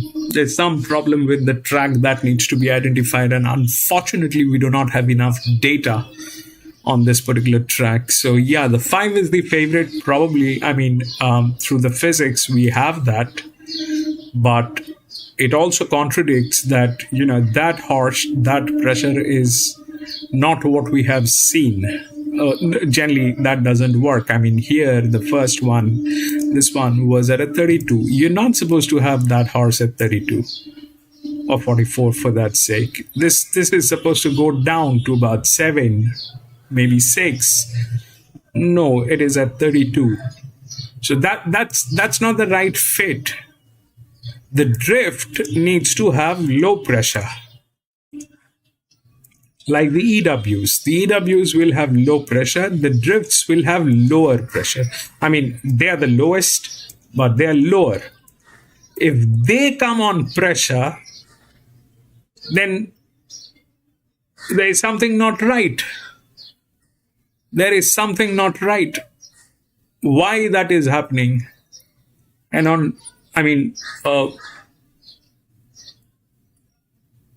we'll see how it works. I'm going to stay out. I will not encourage anybody to get into this. This might go wrong. This might go wrong in multiple levels. The 5 is the favorite. So far, none of the favorites have come in. A benchmark 84 pressure could not. This thing cannot handle the pressure. That was a benchmark 84. Here was a benchmark 70 where that worked. And here, this is a low pressure, okay, but it is not low enough. It is not low enough for that horse. This is, I don't know, maybe they have a good hand, they have the physics, they have everything. It's a heavy horse. But if that 5 is there, the 8 is also there. And I don't know what will happen to these guys with the pressure line. We'll see how it works.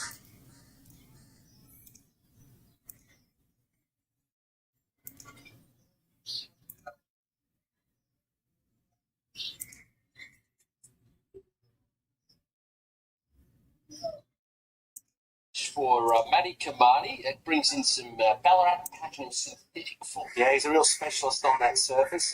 You'd love to have him. He's very tough and consistent. And while you two play musical chairs again, I'll just talk about this also. I think would have to improve on his recent form and have a figure. It's always hard to go from the synthetic back onto the turf and match those form lines up, but Matt's turned his horse out looking beautiful here. All right, the 2's out. 3 is Porter for Danny O'Brien and Ryan Houston, who's claiming a couple of kilos off the 62.5. He's had the 2 runs back this time in both the 74 grade. Then plain. I don't think they've been very good, to be honest. That's why he's a price. But he is 41 to 31. There's been a nibble at a longer price. That might be just a bit of correction, but I couldn't recommend him at this point. It's probably a little bit hard to recommend him on form, but couldn't look much better. His coat's beautiful, he's moving well, and he's fit, so he ticks all of those boxes if his form can improve. It was a good win from Dark Journey up at Benalla there on Cup Day over the 1,406 metres, won an $8 chance. It was a good win, and that followed a synthetic win as well. The problem is, even though covered ground Dark Journey on that occasion, there's 6 horses to compete out of a race. It hasn't really worked out well. None of them in place. The overall time was very fair, so that's why you're getting a price. His condition is excellent, this horse. He looks happy to be here too. He's got a lovely demeanour about him. Very, very fit. His coat is glowing. Craig Williams was in the saddle in the men's grade in benchmark 78 level last start aboard Shadowbar. And he is the man tasked with getting this mare back into the winner's stall for consecutive victories here in today's event. She's seemingly been up for a long time, but it was a good win straight to the front last start here. It was a really good win, and it was on the back of an excellent run behind on display as well, where she absorbed a very strong speed and battled on really well. So she was pretty popular, 320 favourite last time out. I mean, the issue for me more so here, that race rated more, but she goes up 5 kilos. So she's got a bit more shoulder. She'll be forward. She's easy in the market. She's out 440, but she's a big great chance. She looks brilliant here. My concern is the 62 kilos as well, and giving weight to some of the boys here. It's not an easy task to do that. She is quite a strong set mare and a decent size, but that is my concern. The team couldn't have turned her out looking any better than what she does, though. Blazing Harry's got a big finish on his day for Mick Price and Michael Kent Jr. Logan Bates gets his first race day sit aboard. This fella who's first up this afternoon, jump outs with Michael. Okay, he's going to need some luck from that barrier. He's likely to race with some upside. I was happy to watch him today. I mean, I'm sort of having a similar price to what the market is. No, I thought others made more appeal. Pretty handy horse first up. He's had 3 preparations for a first and a third out of those 3 first up efforts, so you have to respect him based on that. His condition's good, his coat's nice, but I don't know, I'm just sort of not drawn to him first up today. 7 is Sneaky Sunrise for Lindsay Parker and Luke Cartwright, presumed first up in the race originally won by Steel Trap. There wasn't a whole lot between a couple of them on that day. No, I thought it was a good run. I mean, it was a first run. She went forward. She got a very soft time, so tempo's sitting, and she was just out sprinted, I think, late. But she generally sort of has a little bit of cover and runs over the top of it. I think she's an each-way contender. She looks excellent, this horse. Lovely toner over her rib cage. She's a very honest horse, and I thought her first up run was really good. She's come on from that. 8 is She's Pretty Rich for Hannah Ridgely and Matt Brett. Racing well and brings that shadow R form, so another one that can be considered. Finally, a coat started to shift this girl. She's made nice improvement. Yes, Lulu's horse 9 for Kira Maher and Declan Bates from a wide draw. Yeah, I thought this horse was interesting. I didn't mind the run flanked down the straight, sort of got going late, up in trip. That could be one of price. Another horse that usually fires second up too, so she wouldn't surprise based on the way she's turned out. 10, 11 and 10 or 11 are out. 12, Surf and Bird for Gay Waterhouse and Adrian Fox, who has won her last 2. Yeah, she's a talent. She's got a good overall record. Not surprised the money's come from her, and I think they'll probably go forward. And she won well at Sandown and Lakeside the other day. She could make it 4 from 5. There's been a little bit of a gap between runs here, and I dare say maybe she might have a little bit of tightening up to do. It's hard to knock her form though, so maybe I'm being a bit bold saying that. Rogue Walker is 14 for Matt Laurie, and Jamie Mott comes through the race, the one at Flemington by Hill Rip. Yep, and not beaten far. He's honest, he's pretty consistent. I think we know what we get, and I just think he needs something a fraction easier. He looks good, this horse. There's no knock on the way he's turned out in his usual condition here. Mary Eliza for Peter Moody, Catherine Coleman and Luke Nolan was the last start winner. That was back on the 10th of May. That it was, and it's hard to know first up. She's done a pretty good job from a handful of starts, but she usually gets better with a run.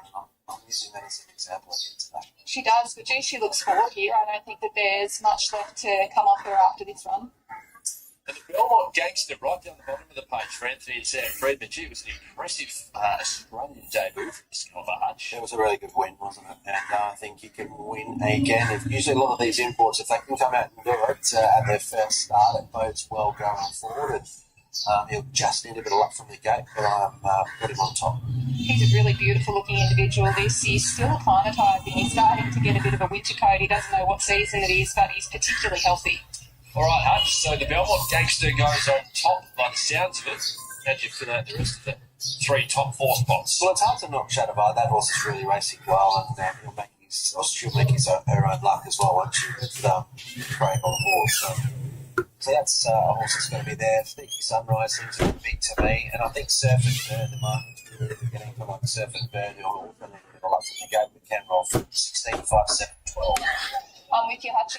The Belmont Gangster on top. He's just a really nice looking individual, this beautiful athletic type of horse. Don't worry about him being a little bit wintry. He doesn't know what season it is, the poor bugger, but he's particularly healthy and couldn't look much better than what he does today. Of the rest, Shadowbar, she looks fantastic. I'm concerned about the big weight on her, but the team have done their job well.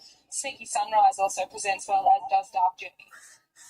Let's have a look at this market ahead of race number 3 with horses making their way around to the starting barriers. The 1,440 metre start point, the Belmont Gangster, $4 with points bet, $4.20 for Surf and Bird, $4.40 for Shadowbar. Sneaky Sunrise is 9, 14 Mary Eliza, Yes Lulu 16 and 19 respectively about She's Pretty Rich and the Rocker, the old boy to wind back the clock. Let's have a look at this promo today on the points bet up, ladies and gentlemen. It's the Caulfield 5 for 25. So Jules is a yes man, as Hutchie was saying. Hutchie is a yes, yes, no, no, no man. And I'm a yes, no, yes, no, no, yes. What do you think of that, Hutch? That might have been 6. Yeah, that might have been 6. There we go. 5 for 25. Check it out. That's what you could be buying instead. For free and confidential support, call the 1-800 number or visit the website. Tom Davennick trains Shadowbar with Craig Williams in the saddle, looking to make it back-to-back wins. Here he is. Thanks for your time, Tom. 62 kilos on her back today. You would have had a heavy saddle to carry back to put on the girl here. Absolutely. The weight scale's quite compressed, so hopefully it's not a big factor, but obviously it's something to consider. She's in form and Craig knows her well, so we decided to stick with the experience in the top jockey. So we did consider claiming, but we weren't able to get Right now, 16 is favourite. leading apprentices at the time, so we stuck with I Craig. want to see how She's that been going happens. so well, and she's been up quite a long time now. It's hard to tip them out when they're performing at their top. It is, yeah, off a strong last start win, and she's got good form here in the tracking distance. So, yeah, it's always hard to know when it's one run too many, but today will be a bit of a telling factor whether we press on the cut week or we give her a bit more time. You seem to space her runs a little bit too and just keep her slightly on the fresher side, which probably gives her this good longevity into a preparation. Yeah, that's what I've tried to do, just resist the temptation of now that we're deep into the prep, just space her out a bit. But that sometimes works for you and against you, so hopefully today we've pulled the right rein and she runs well again. Where would you like her to sit from that good gate today, Tom? She's better if you let her roll and use her action, but there's a bit more speed and pressure today, so hopefully we don't get too tested in that role and she can be comfortable and run well. You've only got her in today, but it's a busy time of year for all stables. You would have had a lot of young horses coming through now. Are there any stars on the rise that are in your 2-year-old ranks? We've got a hellbent filly that's trialling that potentially is going to trial a horse from on Monday, so you never know, we might get her to a pre-Christmas 2-year-old. Exciting times. Good luck here with Shadow. Thank you. Yeah, great to hear the thoughts of Tom Daveney regarding Shadowbar, who's your second selection, hopefully ahead of Sleeping Sunrise and Surfing Bird. But the Belmont Gangster is carrying the hopes of the studio in here, Hutch. Good money now, isn't there? Yeah. This is a really decent amount of support coming from the Belmont Gangster. Yeah, it's an import that won well, Jules. So first I think with these imports, what I found is if, like, he had 3 months in Ireland, he won his final outing in the car, and then obviously purchased him. He had about almost a year between us, so that's not unusual by the time they travelled, etc., to get him over here. But if they can show something at their first or second run, they're usually well above where they're rated on their official handicap. Yeah, absolutely. They can sort of get under the skirts a little bit. That's what's really happened with this horse. It was outstanding first up, to be honest. I think Observer runs seconds and then, goes on and runs an outstanding race in the Caulfield. Guineas, albeit unlucky. It's just where it gets between the map and your Hutch. That's going to be the key. So if they can find a spot early doors, I think it's the right horse. But got to find that spot at this 1440 distance, which can be a little bit of a trick early. Definitely can. They're well through loaded here for the third event. Here's Manny Hill. Terrific Hutch, the Ove handicap, 1440 as they're getting set. Pretty competitive race, this one, as there's one of these horses rocking and rolling in there at the moment. Mary Eliza comes up for her, joins them. Sneaky Sunrise back alone with Blazing Harry. The Belmont Gangster, one of the more interesting runners of the day. And also Surf and Bird, who's going to have to use that draw. Always pushes forward Surf and Bird with the rail of the position that it is, to see what sort of run it gets. And the Belmont Gangster goes in. Sneaky Sunrise is the next one forwards. On the drift out for $9 here. Surf and Bird takes it forward at it. Blazing Harry, the final one. The Ove handicap benchmarks in. Third events. Beautiful day in Melbourne. Nice second day of the Caulfield Cup Carnival. From behind and away they go on the 1440 out the back dark journey and no speed from Blazing Harry. Porter began quickly. The Belmont Gangster's right up there with Shadowbar. She's Pretty Rich is going to use her draw on the inside as well. Settling down after 250, Shadowbar, then the Belmont Gangster. She's Pretty Rich behind those horses, followed by Porter, 2-length Sneaky Sunrise, Ruminated, Surf and Bird progressing steadily. A length away, Mary Eliza, followed by Yes Lulu, Dark Journey, Road Rocket, Blazing Harry last. Shadowbar the leader to the side of the course. 800 metres to go by 3/4 of a length. The Belmont Gangster. Third is She's Pretty Rich getting a nice trail. And fourth is Porter. A length away to Surf and Bird outside of Sneaky Sunrise and also Ruminate on the fence. 3/4 Yes Lulu, Mary Eliza, Dark Journey, Blazing Harry. And at the tail of the field it's Road Rocker. So Shadowbar, 500 metres to go. Just starts to steadily pick it up from the Belmont Gangster as they run the 450. They were followed by Surf and Bird, who's coming into it now, sooling into it from Porter. She's pretty rich. And behind them, yes, Lulu. Shadowbar kicked for home at the 250, but Surf and Bird is chasing. The Belmont Gangster's gone. Porter got up to a clear third, but Surf and Bird went to the front. 100 metres to go, and Surf and Bird is going to race away for a gnarly win. Surf and Bird trotted in almost 5. Shadowbar 12.53. third in the race. Porter from Yes Lulu. Tuna, welcome back, Tuna. Followed further back in the field by Road Rocker. Then She's Pretty Rich, Mary Eliza, Blazing Harry, the Belmont Gangster, Well Back, Dark Journey, and Ruminate. Well, Surf's up here at Caulfield. Surf and Bird for Gay Waterhouse and Adrian Bock. Blake Shin on the board here at Caulfield in the third event of the afternoon.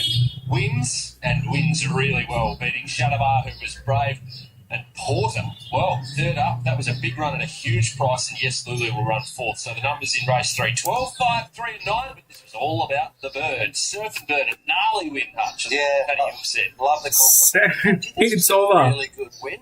3 wide, I think, without cover for the trip, and just came away to win by a margin.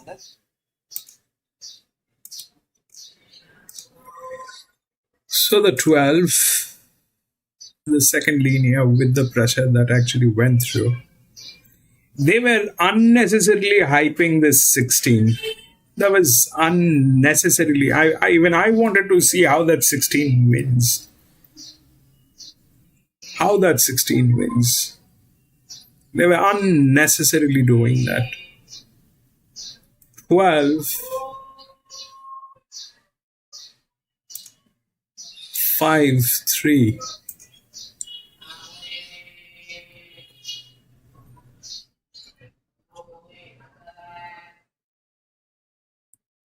And 9.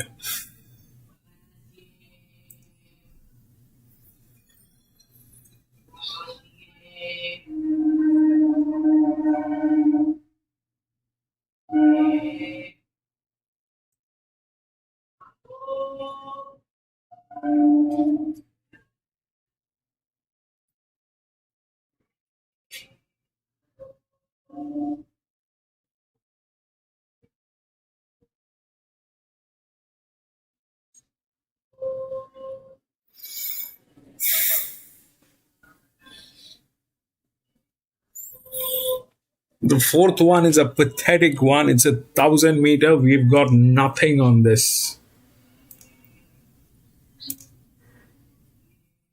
Let me just check. 8, 4, 7, and 9.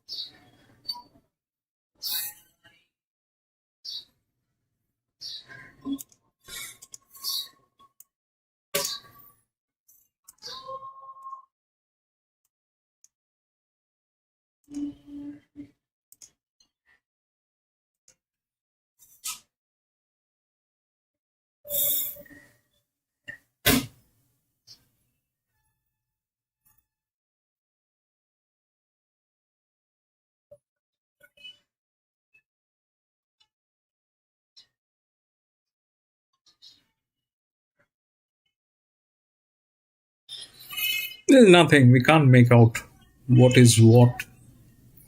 We don't have the body weight. We don't have pressure. We have nothing. The 8 is the favorite from gate number 2, which is a filly.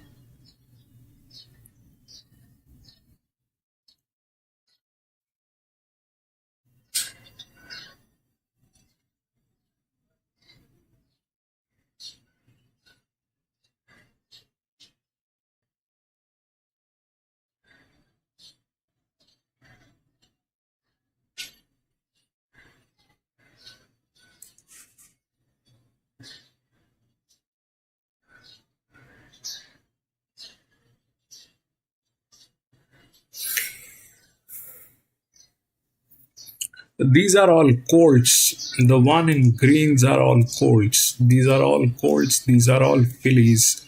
It's a filly heavy track, but God knows what will happen. They kind of nothing.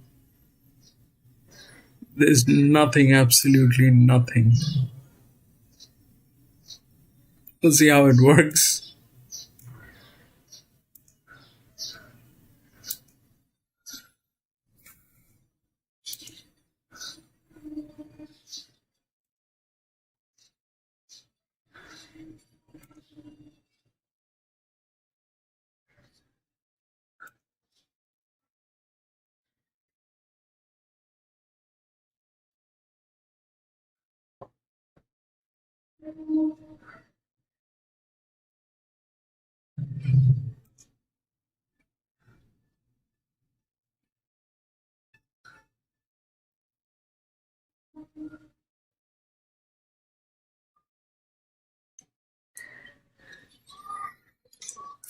But they're going to be showing some other tracks from South Australia and all those places. I can't put them on screen.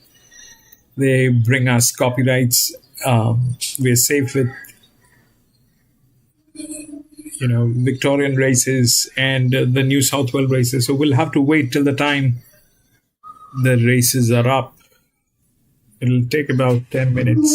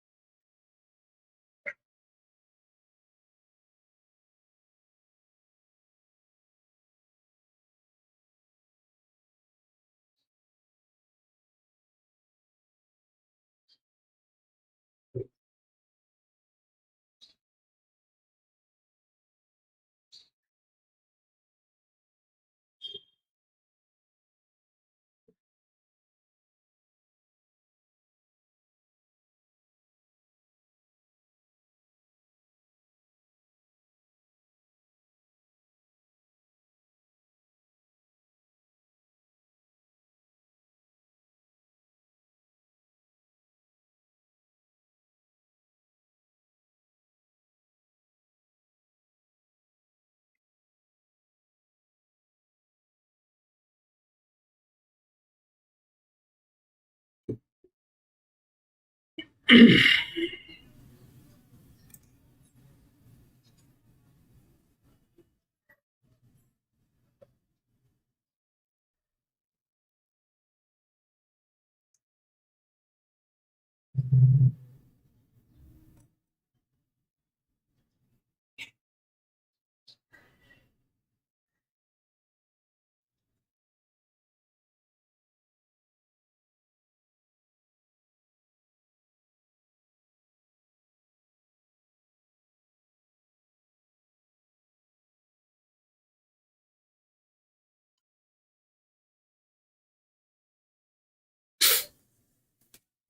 going to be back from the washroom in a jiffy.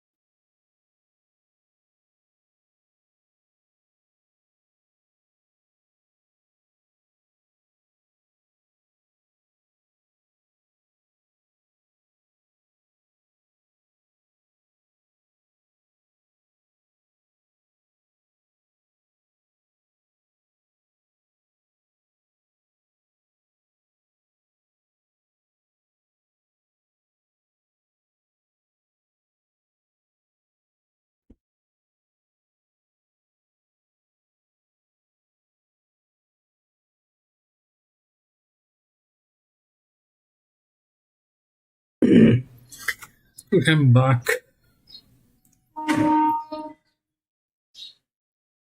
They're showing black lava.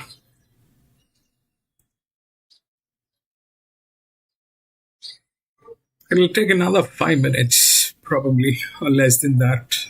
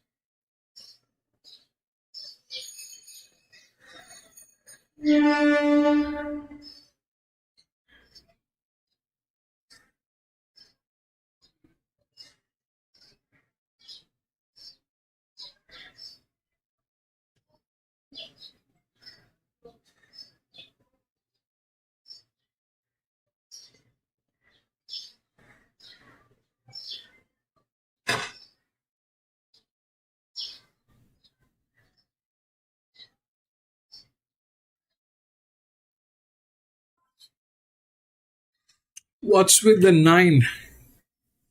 It's taking money. 9. There's a jock on 9.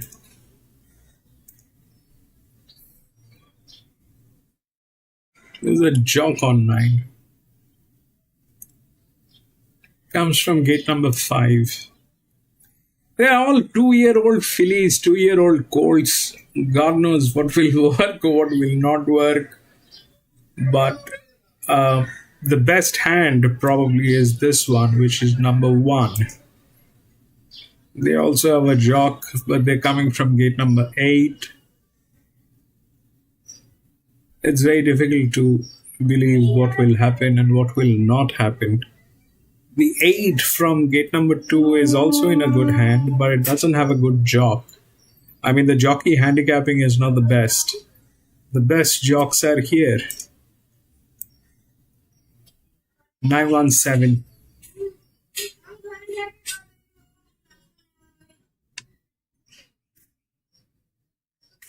Then 4.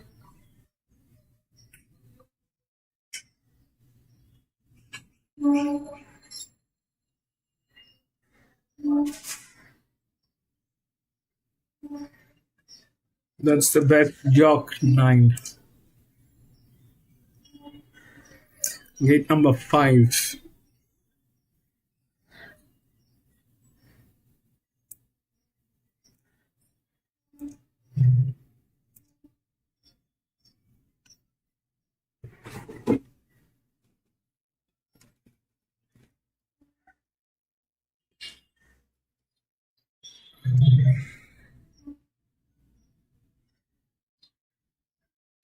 We had a couple of races like this at Randwick the other day.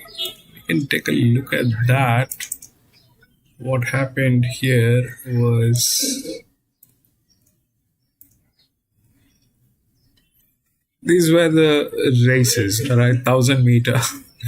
Randwick. And it did not work. I think the 8 won. You can check the results. This was on 4th of October. We had these 2 races which were here. And there's practically nothing. I don't know what happened in here, but that thing was second. And either it was this one or this one. They were still separate. These were colts, these were fillies. This is a mixed sex. The one that we have here. It's a bad idea to get into this. Nobody has any clue. And anyway, I mean, I seriously don't know why they were hyping the 16. How will the 16 win? It doesn't have the body weight. It doesn't have the required pressure from gate number 12. It did not have the body weight, it did not have torque, it did not have anything that can actually put this thing as a substantial stuff. But they constantly, they started pushing the 16 and put it to favorite. I don't know how and why they did that, but they did that. The 5 was tricky. That's not a winning pressure. That's not a winning pressure. That doesn't happen. The 12, on the other hand, had the body weight, torque, the pressure. But the problem is, so far we have seen the pressure failing. I mean, I was. If any of these horses, the linears, had given us a result, I would have a little more confidence on the 12, but I did not, because the pressure is constantly failing.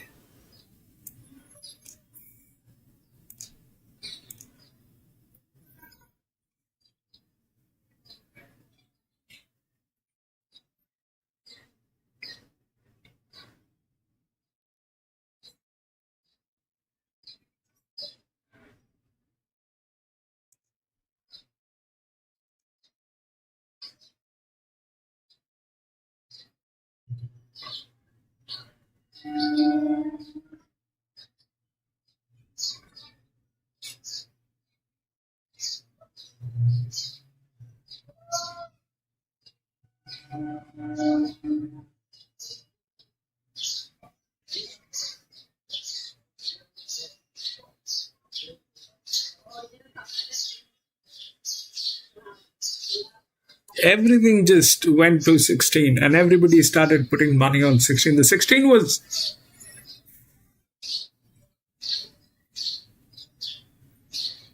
That was a bad one. The Magic Millions debutante stakes, a listed race for the juveniles worth $200,000, and that is the magnificent trophy up for grabs in a few minutes' time.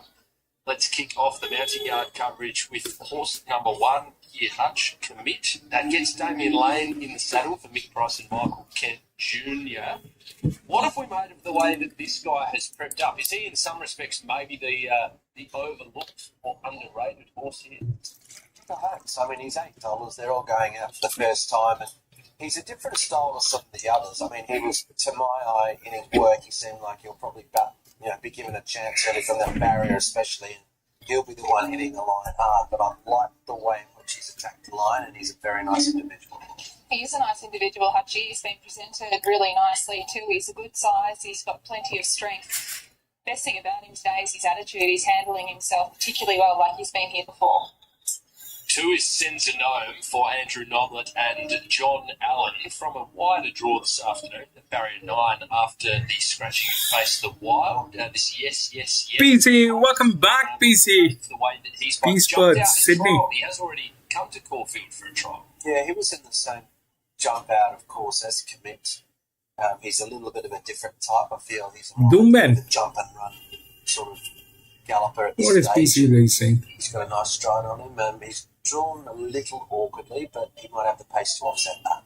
He was an $18,000 yearling purchase, this guy. He's just feeling the occasion a little bit here. He's quite on his toes, which is not uncommon for 2-year-olds having their first day out. He's starting to have a bit of a sweat. Condition-wise, he looks great. I can just about see my reflection in his coat. 3 is Sound System, an exceedance colt for Jackson Warren and Zach Spain. Rinse and repeat. What have we made of the way this horse has jumped out? Just a bit even. I thought there's others here that look sharper. He wasn't really tested, so if the market's going to be a guy, and he's at the moment 26 out to 31, so that might be a guy for himself. He's a good size, this horse. He's dappled up. He's in really nice condition, and he's another one of these colts that's handling himself really quite well. I don't mind his name either. I think the man called Sneaky Island had gone down that sneaky sound system path with his name. Yeah, hopefully no UFOs in the sky this afternoon there, Hutchie. Tornado Valley, is horse number 4 for Kieran Maher and Mark Zara. Barrier 1. Yeah, I like it. Yeah. I love it, gate 1 for the young horse on their first start. They get that rail, and he's looked pretty good. He was a bit slow on his recent jump out, but he quickly gathered pace and he travelled well, and I think he can win us on debut, and I like the fact he's drawn gate one. Great attitude. He gets an A+ today. He's just handling the conditions here really well. Nothing's phasing him. He's strong. He's probably just a little bit taller than your average 2-year-old colt, but I'm really quite pleased with his demeanour this day. Free flying's an interesting schnitzel filly. Mick D in the saddle this afternoon for Ben Will and JD Hayes and the Yulong Investments colours. This girl's a half to Learning to Fly, who was a very handy horse a couple of years back. I'll be interested to get Amy's thoughts in a moment about this horse, because when I watched the jump out, she didn't look very big, and she can gallop. She's a nice mover, but she looked pint-sized. So, it'll be interesting to see what the market does here. She's $7. She can clearly gallop. They don't all have to be big, Amy, or am I underestimating her size? No, she's only a little girl, this one. There's not too much of her, but she's very much in proportion. I can't say that she's going to be, a big filly at any stage in her career. In saying that, she's still a little bit bum high, so she is going to come up in the wither and she is going to grow a little bit. Still quite wintry. There's probably others who have a little bit more appeal today. 7 is Ladar by Exceed and Excel, a daughter of Liar, trained by Anthony and Sam Friedman to be ridden by Craig Williams on debut. Yep, they've kept this one, and nice work. I like the way she's gone. I think she's shown good potential. Did you see her before she went out? Yeah, I saw plenty of her. She was just getting quite hot in the yard here. She had the 2 handlers on her and she's paired up early with the pony. She's a lovely type of filly. She's a really good shape. She's a good size. She's been very well prepared. Rashini is a Zoostar filly trained by the Corstons and Larkin team. Ben Allen in the saddle from Barrier to a Flemington straight jump out winner. Yeah, she worked out well too. I like the way she went, and the market's very keen on her, 420 to 380. She's another one that looks good. She's a very tall filly, this. She's way taller. She's probably the tallest horse in the field, to be fair. She was one that was just getting a little bit warm. But the best thing about her is she's actually relaxed longer the time that she's been in the yard. Her condition's really good. Her coat's lovely, and she's well and truly fit enough to run well here. Jamie Mellon, sporting the white distinguishing cap, is aboard Rudolfina for Kieran Marr. What have we made of the way that this Blue Point filly is prepped up for her debut? Personally, I thought her work was just okay, but the market's keener than I was on her work. 6 in the 550. I thought there'd be a pretty come. It's funny, you look through all these pedigrees. I actually used to work for the Freedmans when they had her mum, Viennese, and this filly's the exact same shape and style of what her mother was, and she ended up being a really good horse. She's handled herself well today. Torture is the lucky last 2-year-old to have a look at, making their way out onto the track. This lot trained by Ben Will and JD Hayes. Ethan Brown rides. I like the way this horse worked, 15 to 14. I think it was nicely educated, closed up pretty well. I think if you're looking for one at a price, maybe it's Torture. Yeah, she looks really good. She's got the winkers going on for her first start today. She was a $250,000 yearling purchase from New Zealand. She's very, very strong. She's got a lot of power in her back end. All right, Hutch.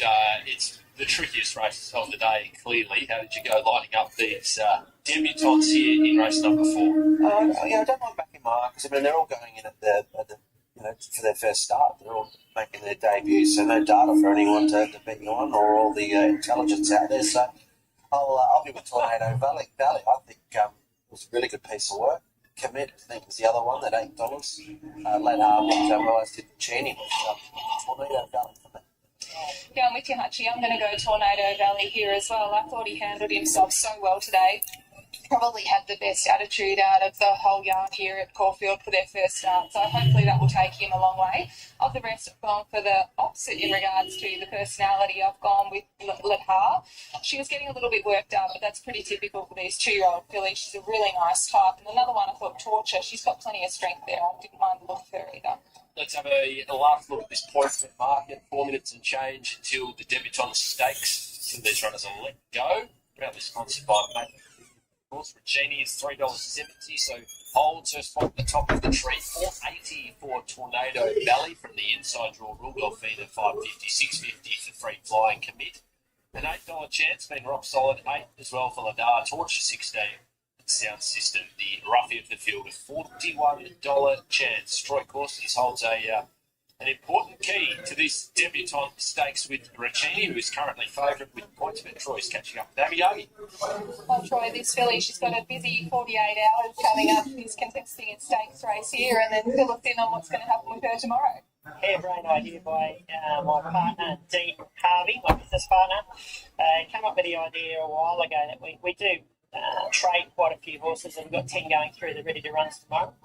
And he said, if we've got a filly that's ready to go to the races, do you think we can try it? And I said, well, if there's one that's set up, yeah, sure, let's do it. So I think it's the first time it's ever been done, and I can tell you I'm a little bit nervous.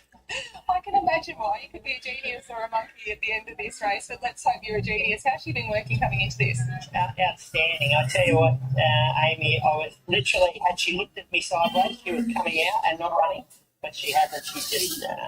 she's done everything right. She's been really good since her really good trial the other day, and just given me absolutely no reason not to run her. So it's 2-year-old racing. Anything can happen once those gates open, but I've got the belief that she's a very good filly.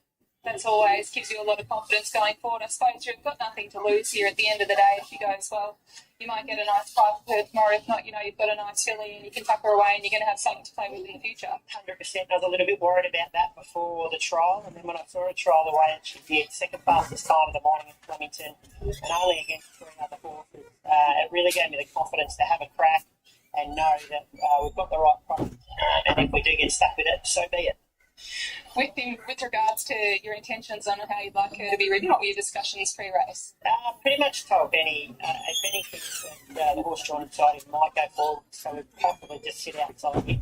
I just said to ride the horse. I never tie down Benny down with instructions, because once those gates open and everything changes, he doesn't need me in the back of his head. No, he doesn't. Good luck here, Troy. Hopefully you're a genius at the end of this race. Hopefully I'm not eating bananas. Good to hear from Troy Corstens there ahead of the Magic Millions debutante stakes machine at the top of the market. Yeah, a minute and 30 seconds until these horses will be let go. Interesting little race here, Hutchie. Just for those that might have just tuned in, you're with Tornado Valley on top. Yeah, good money coming now for Tornado Valley as well, into high with VOP 5 for 4.6. So the runner there is on the screen, and I like the way that he's gone. I like the fact as well he's drawn gate 1 from Mark Zara. Let's hope he can step better than he did in his recent jump out.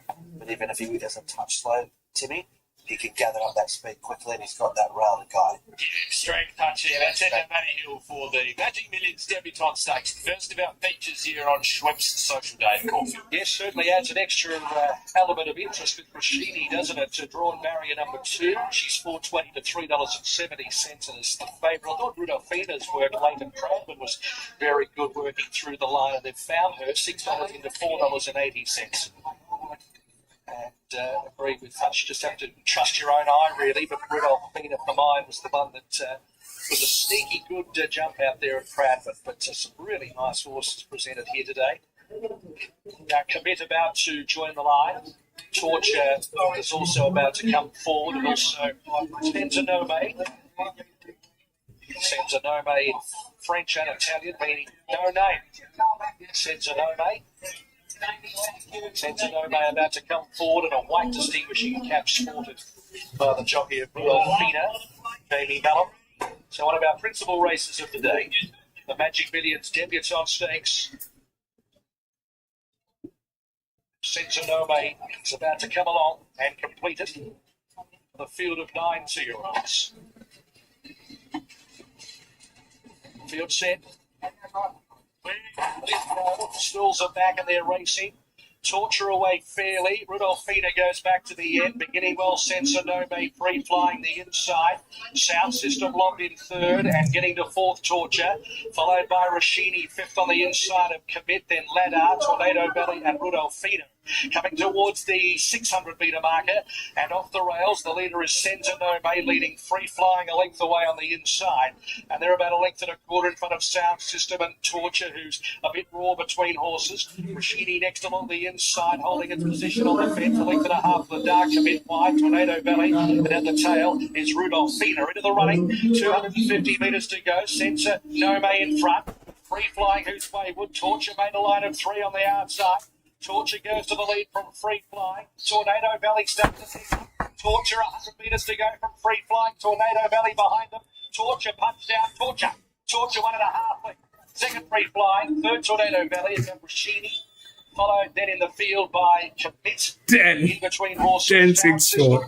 The last one after showing speed was Senzanome. Torture wins the filly by thought of state for Ben, Will and JD Hayes. It's an early double for Ethan Brown at a big price, a nice each-way price. Torture beats Free Flying and Tornado Valley. Didn't have the clearest run there, Tornado Valley. Photo for fourth, but no doubt about the winner. Torture takes out the Magic Millions debutante stakes here at Caulfield. Yeah, really nice performance, wasn't it? So we had nothing but that 10 won. 10, 6, and 4.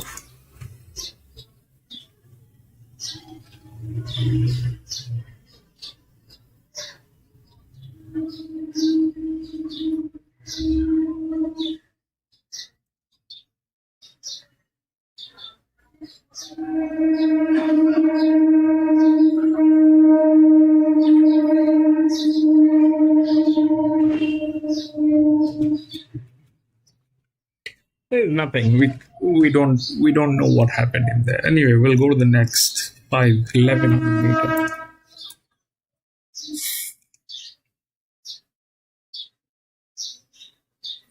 9, 10, 13 all scratched.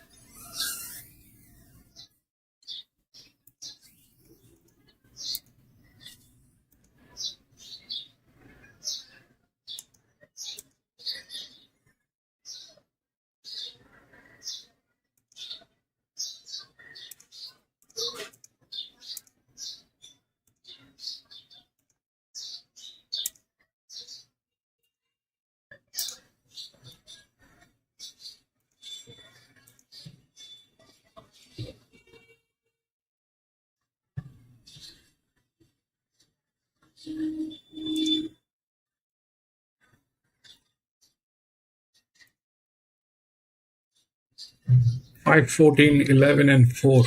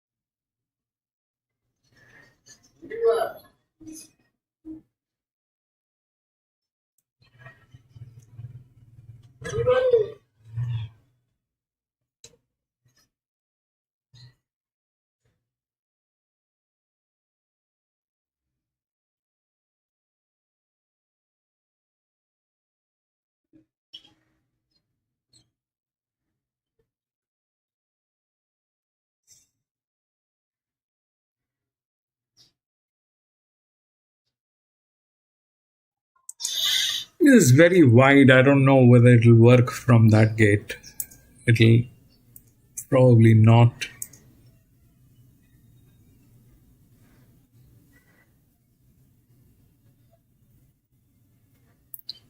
The other one, which is this one, the 6-year-old mare.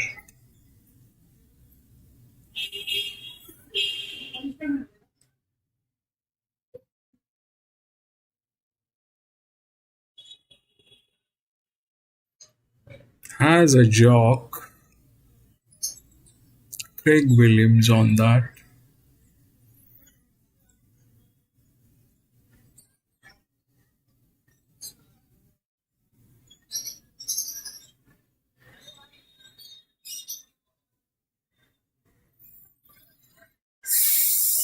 So what's happening is the 11, which is the linear, doesn't have pressure. It's from gate number 13, doesn't have pressure. This one from gate number 5, gate number 1 is 155 mirroring 110.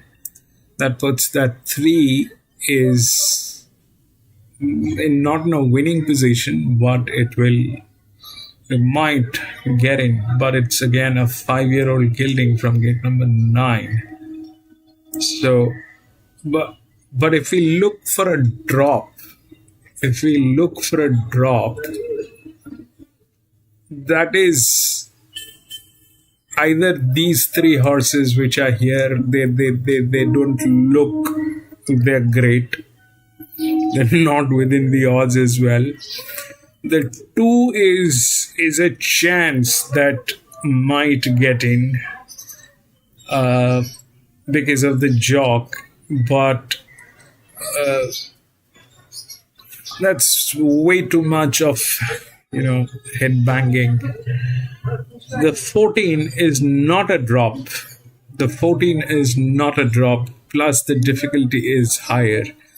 That puts the 6 into picture, which is a drop and an EW, but then again it is it is a 5-year-old gilding from gate number 5. I don't know if that'll work. For this to work, they have a good hand which is there. It is a good hand which is there, but the 11 is, it doesn't have the pressure to win this. It doesn't have. 1100 meter is going to be all pressure play. So the 5 has the adequate pressure. The other one which is there is this 3. So even if we think that the 3 is going to be there and the 5 is the favorite, which is right, this is not in a winning position, but even if that 3 is there, there's something in between. And something in between means what? Is it going to be from here, or is it going to be, we have to consider the 14 to be the one in between, or the 4 in, I mean, benchmark 78, these, the 4 has a fair chance to do this, but it's from gate number 7. So that's that. And if that is that, then the 6 definitely is a check, because both of them are 5-year-old, and if this is from gate number 7, this is from gate number 5 with a low pressure, then obviously this has advantage. So the 6 is a check. I don't know if these guys will get there, because they're not looking sharp today. Plus this one is at 83% bleeding. There's no question. I don't know why are they even doing this. They should be looking at their numbers. The 2 is from gate number 3. There is a possibility, but still the 6 is better. Still the 6 is better. So yeah, the 6 is a check, and the 5 is the favorite. So whether how generally it works is the problem is this, that the 5 is also not in a great shape. All right, it's not in a great shape. It has the pressure, but it is we'll see how it works. The 11 probably is there in some form. It has the rails, it's the linear, but doesn't have the pressure to win this. The 14 that they're talking about is not actually a drop in pressure. The drop in pressure is this one. Okay, it's a high rated that's there, but we'll see how it works. I don't know. The 5 is the favorite. It's the second linear. This is the first linear. They're almost, there's not much difference between these horses, other than the fact that this is on pressure. This is going to run from gate number 1, and Blake Sheen is on this horse show. That is good, but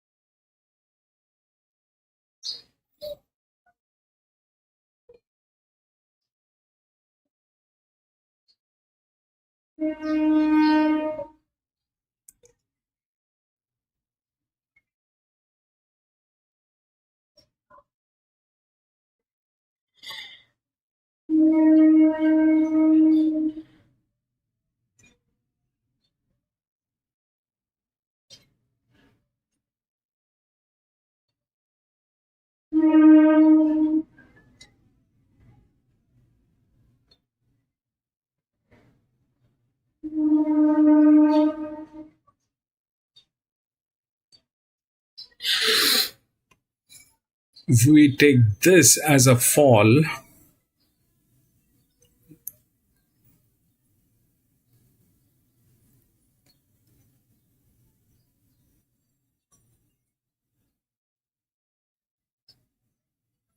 five 1411 is that 51411 51411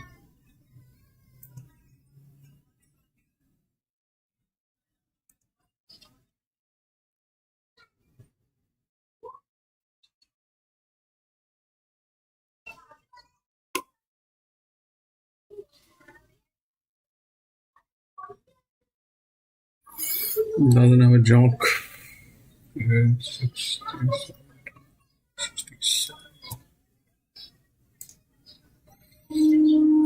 Don't know about that, but 5 also looks dicey. It is not going to. I mean, the 5 is on pressure, but the horse is not one of the best. It's not in the right light. So whether it'll win is a question. 71, 62. This is 82, 84, 11. And in this chaos, there's a strong chance that the 3 might just go through. But it generally doesn't happen because without the rails, it's difficult to win. But this is a chaos. This is a chaos. The chaos is here. Why? Because the one which could actually win doesn't have pressure. From gate number 13. The one which is the favorite has the pressure, but it is not in a great light. From gate number 1 has a good job. That's okay. So it's not the right structure. And where will it drop? It has to drop. The pressure will has to drop. The 14 that they're talking about is not the lowest drop. It's one of the highest rated, but the difficulty is also very high on this horse. It's not easy. So, but yeah, possible. If we have to take even if we take out the difficulty, it becomes 63, I think 63, 62 and a half.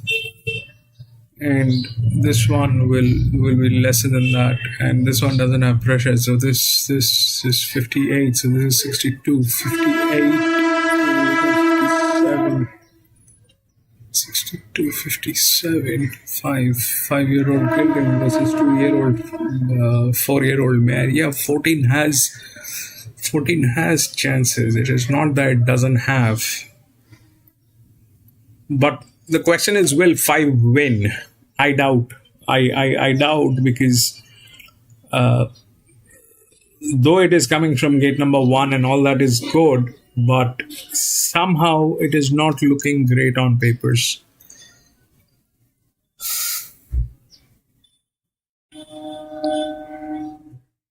It's a chance, maybe, may not be. There's no surety on this. The 5 is not a clear go. It's not a clear go.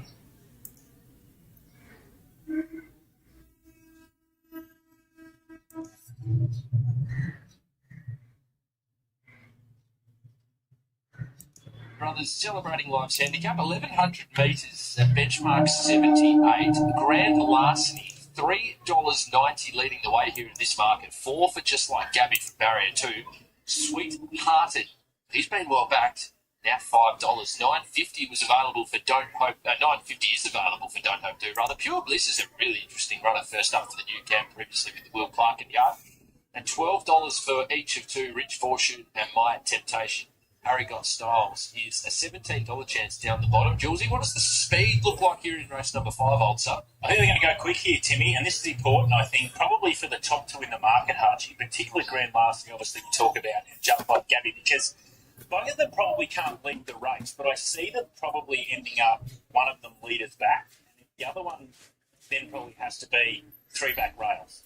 And I think this is crucial to how the chances are, because I think whoever gets leaders back, it becomes an advantage, and whoever ends up being the back of that horse, I think they're in a bit of a world of hurt. Yeah, it could well prove to be the case. There's a lot of speed, like you said, so they're not hanging around in this one, and a couple out there will work a little bit early. My Temptation's got the speed, but like you've got on the map, Pure Bliss, Marigold can go forward. Rich Fortune might be a touch further back, but just like Gabby's going to be right there. Don't hope to. There's no doubt he could possibly even lead these. There's probably 3 or 4 that could lead. It'll just be see which actually jumps the quickest. But I think it is the most important. When you look at this from a market perspective, you think, who's going to get leaders back? Is it going to be just like Gabby, which I've got here, but possibly Grandmaster is drawn inside? It could be the one that gets it. I think that is the difference between winning and losing this race. Let's go to the yard. This mountain yard is brought to you by the new Racing.com app. Now with National Ball, racing ball for every state, every day. Download wherever you get your apps. Here we go, punters. Race number 5. We are past the halfway mark here at Caulfield. Have a look at this. Some lucky racing fans getting a pat of their favourite horse. I reckon that might be Toby Grant. Muchie with the sunglasses on from the GWS Giants. I reckon it is. Okay, Having a good day out in the off-season. Good to see everyone out here having a good time. This is over 1,100 metres here, Hutch, 78 grade. And the first horse to have a look at is Lynn's Ida. Where on earth is this horse at? Well, it's hard to say. Well, it is hard to say. It's certainly not around here, that's for sure, because he's been pretty well beaten. That's won in almost 800 days. He does need to improve a heck of a lot of what we've seen him play. It's probably a little bit hard to recommend on what he has been doing since he's come back to Australia, this horse. He's a big burly kind of fella, and I feel like he's still got a little bit of improvement to come too. Rich Fortune, she resumed in the race one dominantly by beast mode at Mooney Valley. Did you see enough on that night that you could warrant making a case for her here now up to 1,100? Yeah, I could. I thought it was a really good run, actually, because she'd had a long time off. She hadn't competed in several months. We're talking over here, so... And they just... Beast Mode just ran them all off their legs. I thought she got home well. 1,100 is a big plus. I like the draw, like Willow was sticking. She looks very happy to be here, this horse. She's strong with a lot of purpose. Her condition looks pretty good too, considering she had such a long break. She's tightened up pretty quickly between runs. My Temptation has won 4 of his 6 career starts for Enver Yusufovic and Carlene Heffel riding this afternoon first up. Yeah, he's got a good little record. Once again, it's been a bit of a gap between runs. I've liked the work. He's more than capable. Just a bit tricky with all of that speed drawn underneath him, but I'm sure he'll run well. He's a beautiful looking horse. He's very strong, and it looks like he's done plenty of work for his first up assignment. 4 is Don't Hope Do. 4th up this afternoon. He was a winner at Mooney Valley. First up over 1,000 metres. Geordie Childs in the saddle again this afternoon. Yeah, it'd be possible when he went to South Australia. That stakes race didn't need a while. But look, he's very consistent. You know what you get with him. He'll be putting himself on speed and he'll run well. Not saying he can't win, and he's a genuine each-way chance. It's a consistent parade by him too. He's looked really good the first 2 rounds of his preparation that I saw of him, and he looks really good again. Can't fault him. 5, Grant Larceny. Really interesting runner for mine, this guy. Hutch, what did you make of his debut there at Mooney Valley, the same race as a couple of these that come through? It was won by Beast. Look, I thought it was a pleasing run, though. Once again, he sort of was on the back foot when the start got away, and he's normally in a good rhythm and comfort zone, not too far off. I mean, he just never really got into the race. But he ran through the line well. I think it sets up.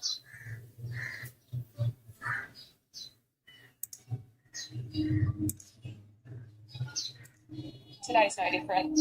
Harry Got Styles. Look. She's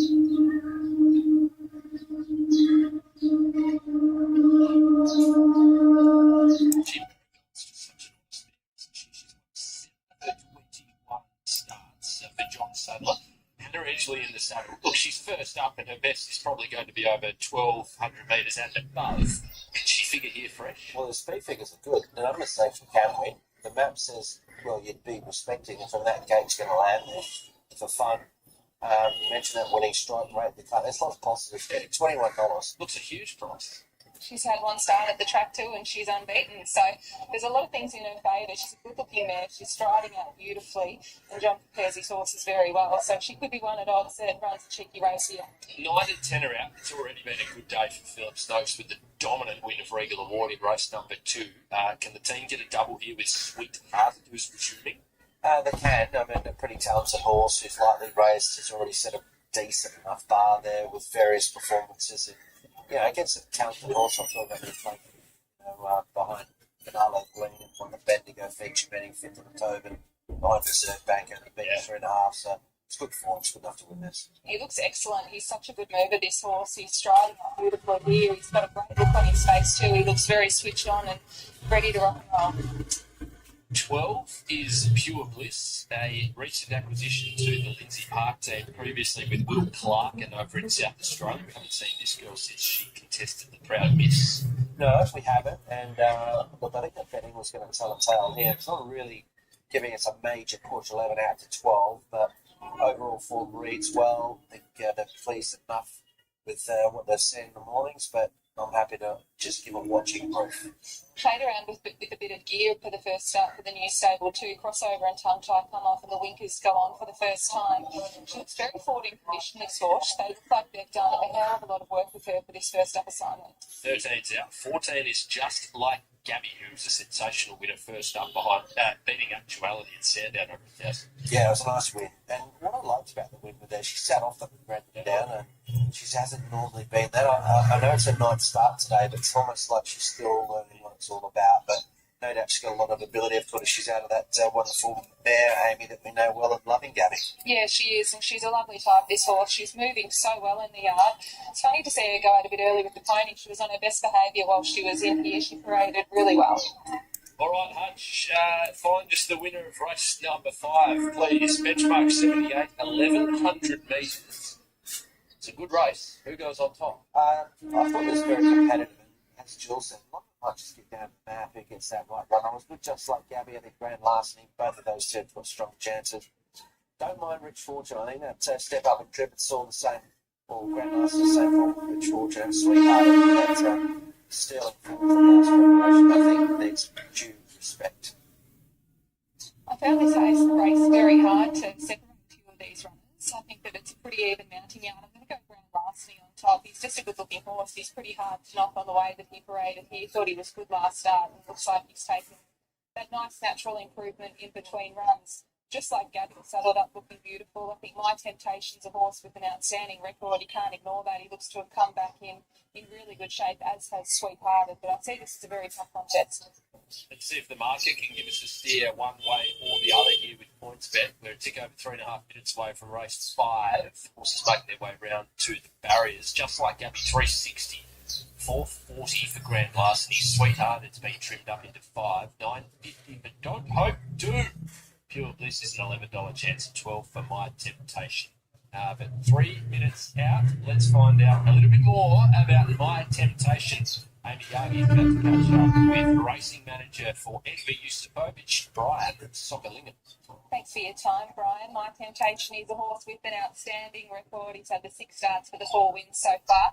Can he bounce back with the win on the board first up today? Yeah, I think so. He's had 3 dropouts to get ready for this, so he's I wouldn't say spot on. He's still got improvement to come, but he's as fit as for this race. He's such a big burly type of horse, isn't he? He looks like he'd take a lot of work to get that weight off, and he looks to have come back even bigger and heavier and stronger this preparation. Yeah, he does eat a fair bit. He's a big eater in the stable. So, yeah, Walid has, given him a free jump out just to, try to get him race fitness. And I think that should work today. His horse that generally likes to sit in the first 4. You've drawn just a little bit sticky potentially. Is the intention still just to push forward and hopefully get a little bit of cover? Yeah, well, Pauline knows him. She's won on him, so she will. My intention is to ride him as forward as possible. But if they want to go mad, he'll take a seat. But yeah, so we'll be in the first 4-5. Good luck here that he can get the ball rolling for this preparation. Thank you so much. Yeah, thank you to Brian Sokolingen there representing Enver Yusufovic. These horses are down behind the starting gates. Jules, did you have any thoughts here ahead of race number 5? I think it's just the map that's going to be so crucial. We know Sweetheart is going to go all the way back, and we spoke about it at the start of the day that in these shoot races, it's okay to be worse than mid. We've seen it on Saturday, we've seen it when the rail goes out, there's no issue there. But it's just going to have to take its medicine and be probably last, but it's obviously got an opportunity to be able to sweep home. And it's just going to be, I think, Grand Larceny versus Just Like Gabby, what gets leaders back to what has the best chance of winning this race. Very gold for one that's over the odds. So it's out of 26 now. We spoke about the map up there as well. Less than half what it is at the moment. It's $26 for the VOP. And that map we're talking about might land right there as well, Jules. First up, so that's sort of suggesting to us that maybe it's not ready to be able to lead, but what do you say? Like, if it does find that spot, or at least it's going to find a spot in the first 3 or 4 of that cute barrier, probably going to be hard to run with the way these sort of days evolve. Yeah. Put it this way, at the odds, it might be looking like entertaining when the price could be that. I mean, the market's really got behind Just Like Gabby. It's falling to 330 now, and draws nicely along Grand and last. Australia at the head of the betting. They're starting to load up here for the 5th first leg of the morning. Good luck in Manny Hill. Okay, Hutch, the race first leg of the quaddies here. That's My Temptation about to run away as they continually back Just Like Gabby in the They needed a better jockey. The 3 doesn't have a jock with that kind of leverage. The 3 can't back the 3. One of the favourites, if not the favourite in the Grandstand. 14. There's some strong form lines there. Grand Larceny, real drifter here. 390 out to $5. Sweethearted, $5.50 into 5.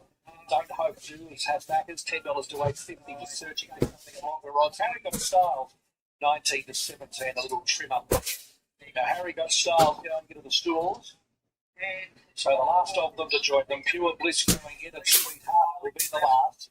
The final program now. 3. So here's Sweethearted. Markman's still coming up here, guys.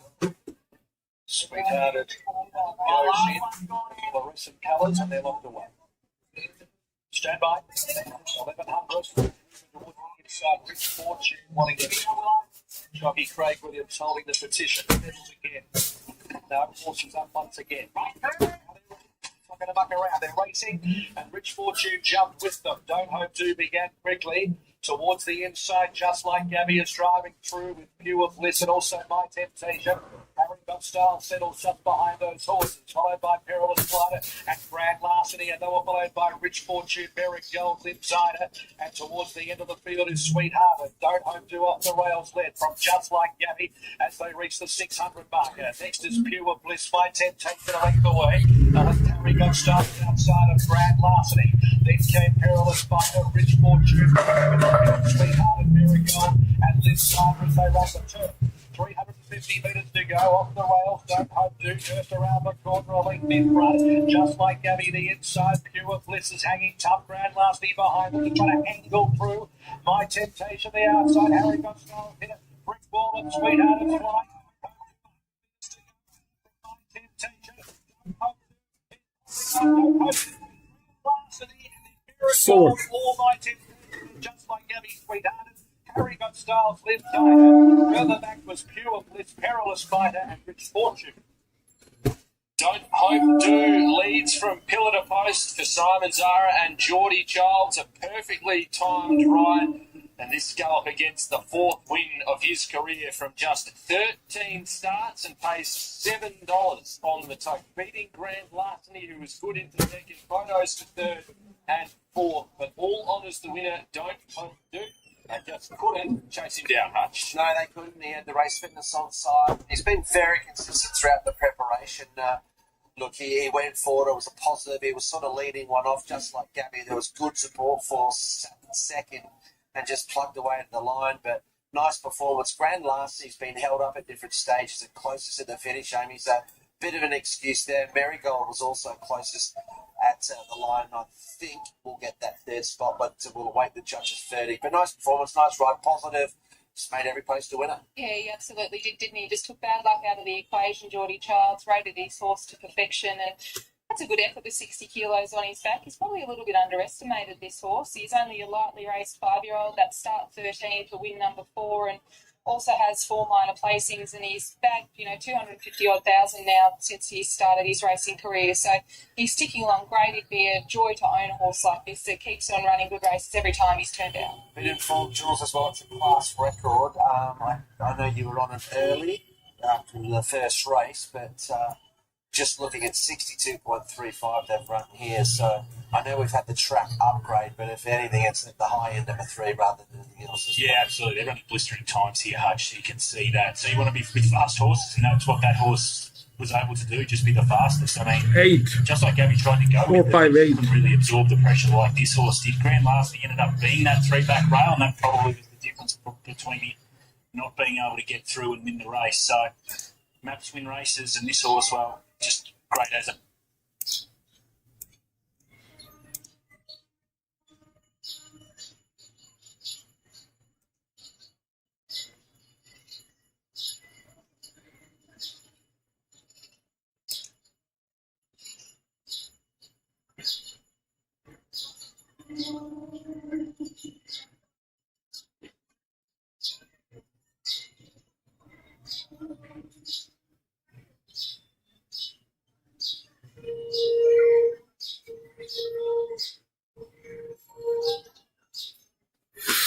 4, 5, 8. Go to this on 6, 2000 meter.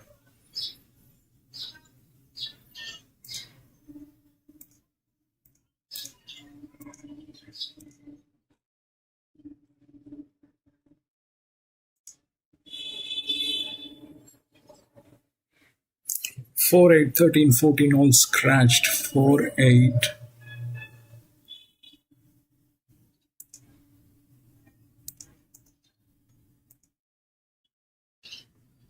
4, 8, 13, and 14.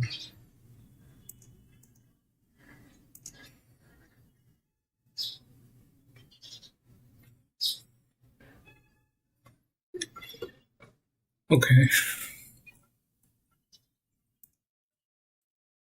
7, 3, 5, 10.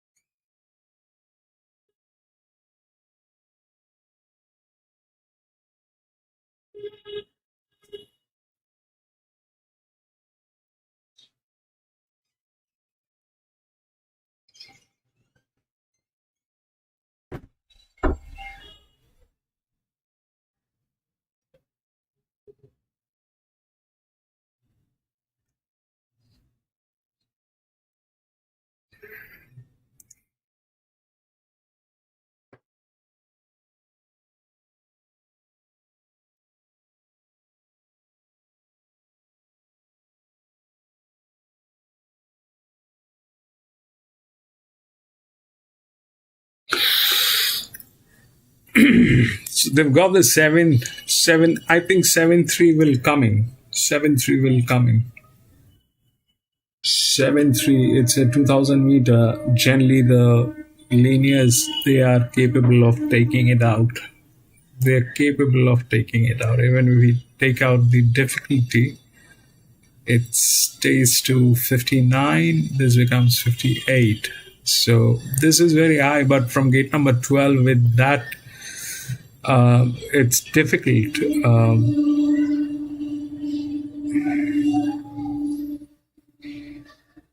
But that's the highest advantage. The one which is there, apart from this is a low pressure. This we can't consider. This is a low pressure. This is a drop in class. This is the highest leverage. And this one is the other one which is in between. Okay, this is the other one. This both are 55, but we take out the difficulty, it becomes 53.5. Gate number 7. This is a 6-year-old gilding, but it is rightly placed. But they are like that. So this is a better hand. This is not. This is a better hand. 5. So the odds are right.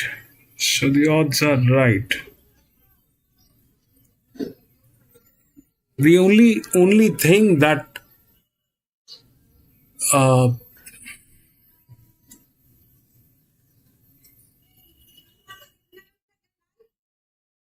the only check is the 2 is not a check. I'm sorry, the 2 is not a check. They're like 42% bleeding. I don't know if they are even capable of doing that. Then 11 is the check. If this can get it, but it's a 7-year-old gilding from gate number 12. It's not going to be an easy task. It is not going to be an easy task. 7 is okay. 7 is okay.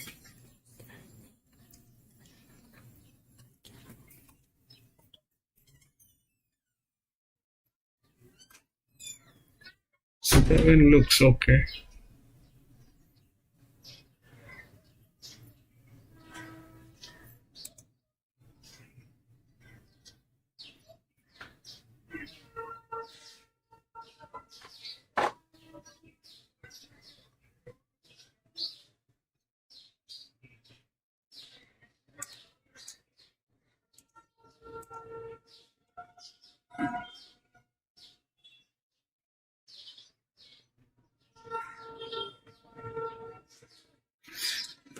Looks like the odds are right.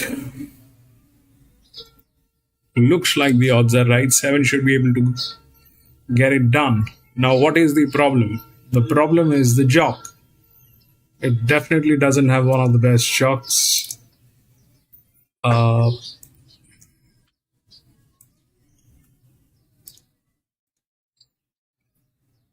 The horse is capable, but the problem is the jock.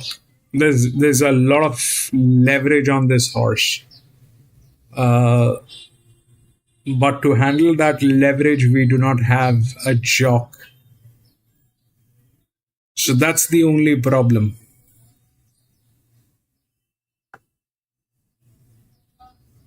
That's the only thing that can go wrong. The pressure is right. Everything is good. But the only thing that can go wrong is with the jock. 23, 3 is a 5, 59.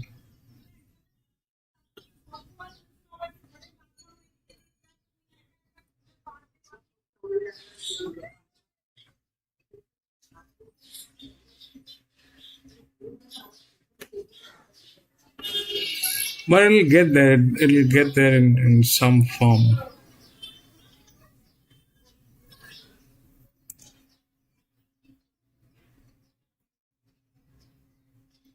That's the only area which is troublesome, the jock and the leverage. The leverage is very high, and there's a missing jock. 7 is running after 2 weeks. 2 weeks, that leverage is a lot.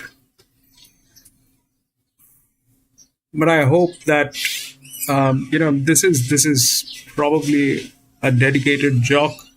So I hope that he knows what he is dealing with. Should work, but the problem is there's a problem. It's not. None of the races today have been a clean shot.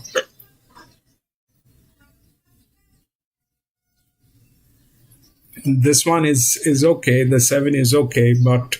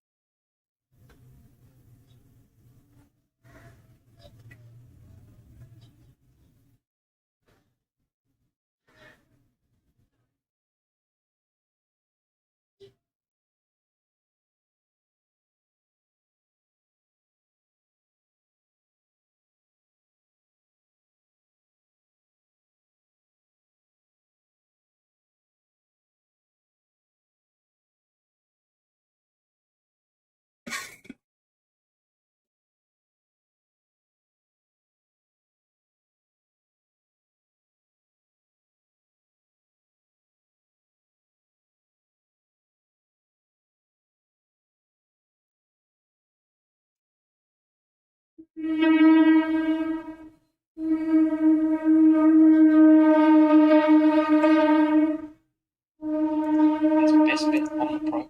Sam Bardo, what price are you asking? $2.20. $5 for MacDane, barrier 1. Prince Eric is $7.50. Autumn Slide $8.50. Rise to It is an $11 chance. And the Wonder Kid is the best of the rest. $14 chance. Boys, I know you love Zambardo, Julesy. Do you still love it? Yes, but the price is very skinny right now, Tim. Let's drill down into Zambardo here, Hutch, because when you're taking these kind of price points at this $2.20 and beyond, you want to be sure of everything. You want to make sure all those boxes are ticked. And let's look at sort of the profile of this horse. So 4 starts in Australia. That's my sort of individual rating. I've given it +5, +5. And it's just started to regress a little bit off that, but there's no issue with that. What you can say is those 4 runs have all been in really quick times. They've been inside standard times. That's been a positive, and it's been able to get home pretty good last 100, 200, albeit last one, it was probably the slowest of the day. It's a beautiful platform, Hutch, for 2,000 metres, that kind of 4-run profile. It is, and you've got a man on board as well, and Ethan Brown. You've got some stats with him. He knows the horse really well. I thought it was a lovely ride the other day, and I think, the fact that he's teaming up with the Postgate Junior team, and you've got some stats on there, they're going pretty well too. Yeah, they're going okay. It's just those horses under $4, they're not probably beating market expectation, but other than that, overall, that camp's pretty well a camp you can definitely trust. There's no doubting that. I think the key factor here for, again, when we're looking at this price sensitivity, Hutch, is this horse probably needs to be forward in midfield, because I think there's probably pretty good tempo in this race. A horse like MacDane's drawn 1. But you don't want to be letting a horse like MacDane, with the way this track's been playing around the circle, you'd have to be on speed, get too far in front of him. No, we don't. MacDane Rise to It, they go forward. I think you can park him just behind. They're going to take him where he needs to go. He doesn't want to give away a start. He's drawn 5. He's had 2 winners today, Ethan. Let's hope this can make it 3. I think he can. Horses are in the yard. This mounting yard is brought to you by the 2025 Woodside Park Start roster, led by dual Group 1 winning 3-year-old Celestial Legend. Great time here, punters. I hope you're enjoying this at home. I'm working on my tan. I'm going to be more tan than Jules by the end of the day. I would agree with you, except that is just impossible. It can't be done. He's the most tanned man on planet Earth. This is race 6. It's the Johns Lyng Group Handicap, 2,000 metres. Gee, another good little race, and your best bet on the program. Let's kick things off, though, with Rise to It, who's horse number 2 for Kira Marathon. tough and consistent, brings that flowing form, and he was very game now. I'm sure he'll be game again. The advantage allowed, he'll be right there on speed, giving himself every possible chance to notch another win. He's such a likeable horse. He's a real gentleman on race day. He's a great type, and he's been racing in great heart. He looks the same as he has done all prep, which is excellent. McDane, Craig Williams, Barrier 1. Are you picking up what I'm putting down? Yeah, there's some positives. I mean, the little question mark for me, and I think this is horse is short enough. There's money for it to be firm even shorter, but he's definitely better with a bit of cushion up straight. There's absolutely no doubt about that whatsoever. He's placed 6 late on good tracks, and all his winnings went on wet tracks, so that's my little query. It's another really good parade from this horse today. He's a very nice time. He's very athletic, light on his feet. His condition remains very good, which it has done all preparation. 4's out. 5 is Prince Eric for Archie Alexander. 3 runs in this preparation for 3 minutes. And they've all been similar sort of runs, like, oh, you can follow me next time, and he keeps running the same sort of race. Teaser. He's a bit of a teaser, but look, he's 4th run in now, he gets 2,000. He does need another win. He hasn't won in over almost 500 days, so he's getting up there. But he's so close to so many key chances as well that you think his time's near. I agree with you guys there. I think he'd be a bit of a frustrating horse to train and to own at this point in time in his career because his runs have been good. He looks fantastic. He's just knocking on the door, but it has been a little bit of a tease. But if he was to come out and win this, you'd go, yeah, fair enough. What did you make of the first up run over 1,800 metres of JKN? Yeah, I thought it was barely a pass mark, to be honest. She ended last campaign in good form. On that day. Yeah. She's a big prize, 2,000 suits, but once again, she's the same as the other horse I mentioned, McDane. I think she's better on a better push on the track too. Saddle's up looking quite well here. Her coat's nice and healthy. She's striding out well, and I think that her fitness is where it needs to be. There are others that I've gravitated towards. 7% Bardo, your best bet on the program. Hutchie quite short now in terms of backing proposition. He's won 3 of his 4 starts in Australia. You can probably that he should be 4 from 4. Julian Valance says he's the 2026 Caulfield Cup winner. No pressure. No. Was that tongue-in-cheek? Was it tongue-in-cheek when he said that? Wasn't being serious, okay. I think he was being serious. All right. I think our race actually sets up well because he parks behind that speed. I think he gets the right run. Don't want to drift back from there. I want to spot early. He's a horse with more upside than most in this field. He's a bit short, like you said. I had him at the big at 250, so yeah. But he'll be very hard to beat all the time.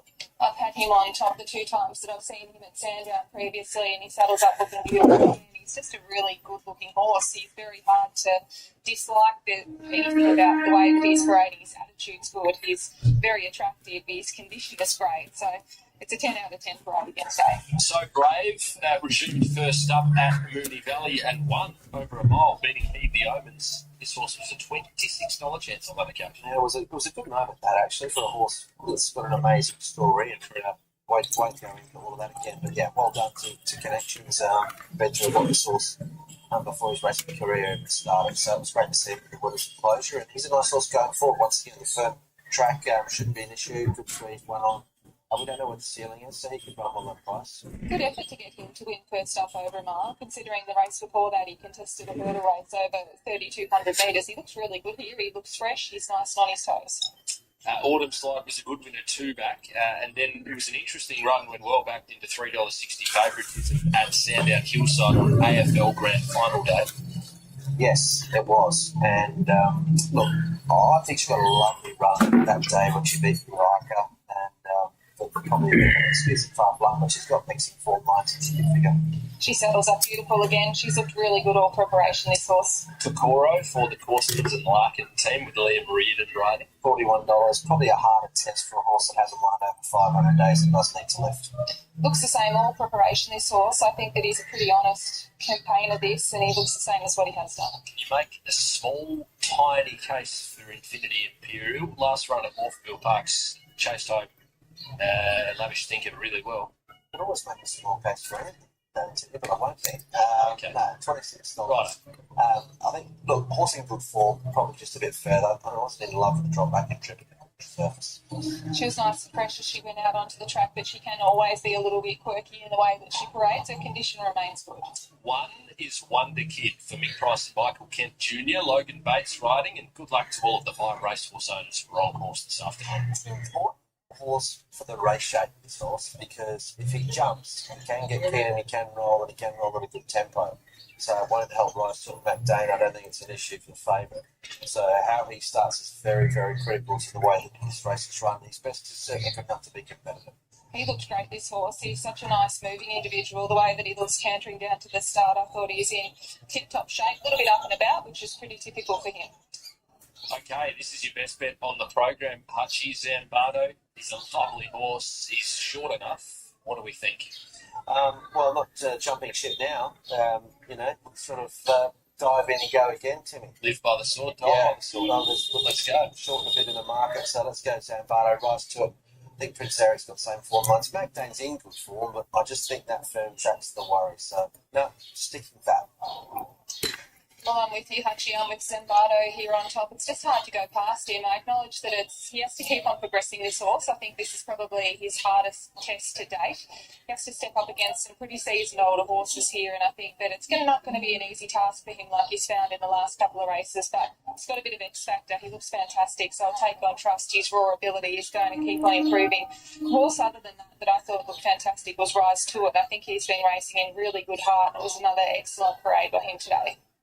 Let's have a look at the points bet market here with Hutchie's best bet on the program. Zambardo dominating the airwaves at the top of the tree, $2.15.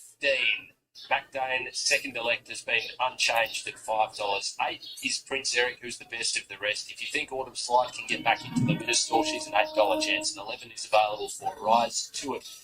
But it's all about Zambardo, $2.15.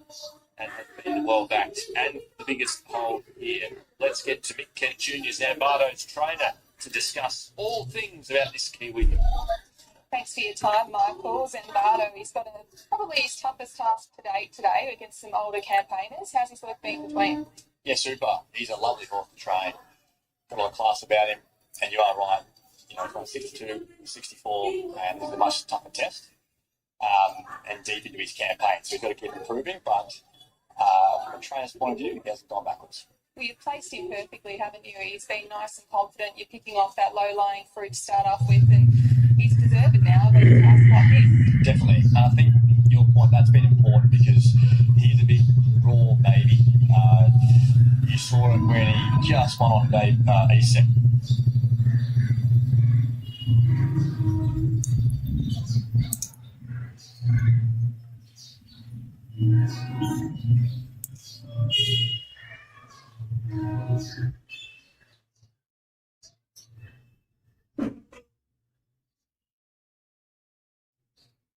Be a little bit tactical here, I think, the way the track is and the lack of apparent tempo on paper. But by the same token, Ethan's aware you don't want to bustle him out of the gate. He's a horse who wants to find his natural rhythm, relax, breathe properly, so he can finish off and hopefully just trust his tenderfoot late. What about Wonder Boy, Michael? He's second up today. I thought he ran only fair first up. Form race now. Below ran second there. Well, it was a outrageous tempo. So whilst maybe a long way back, he was going fast enough for him first up. He actually won second up Caulfield off a very similar pattern. He got beat 16 lengths at Bendigo and then came to Caulfield and won 2,000 with a big weight. In saying that, don't feel this is forward this preparation. Can't wait to get to 2,400. That's why we bought it. He won 3 races in Europe over 2,500 by big margins.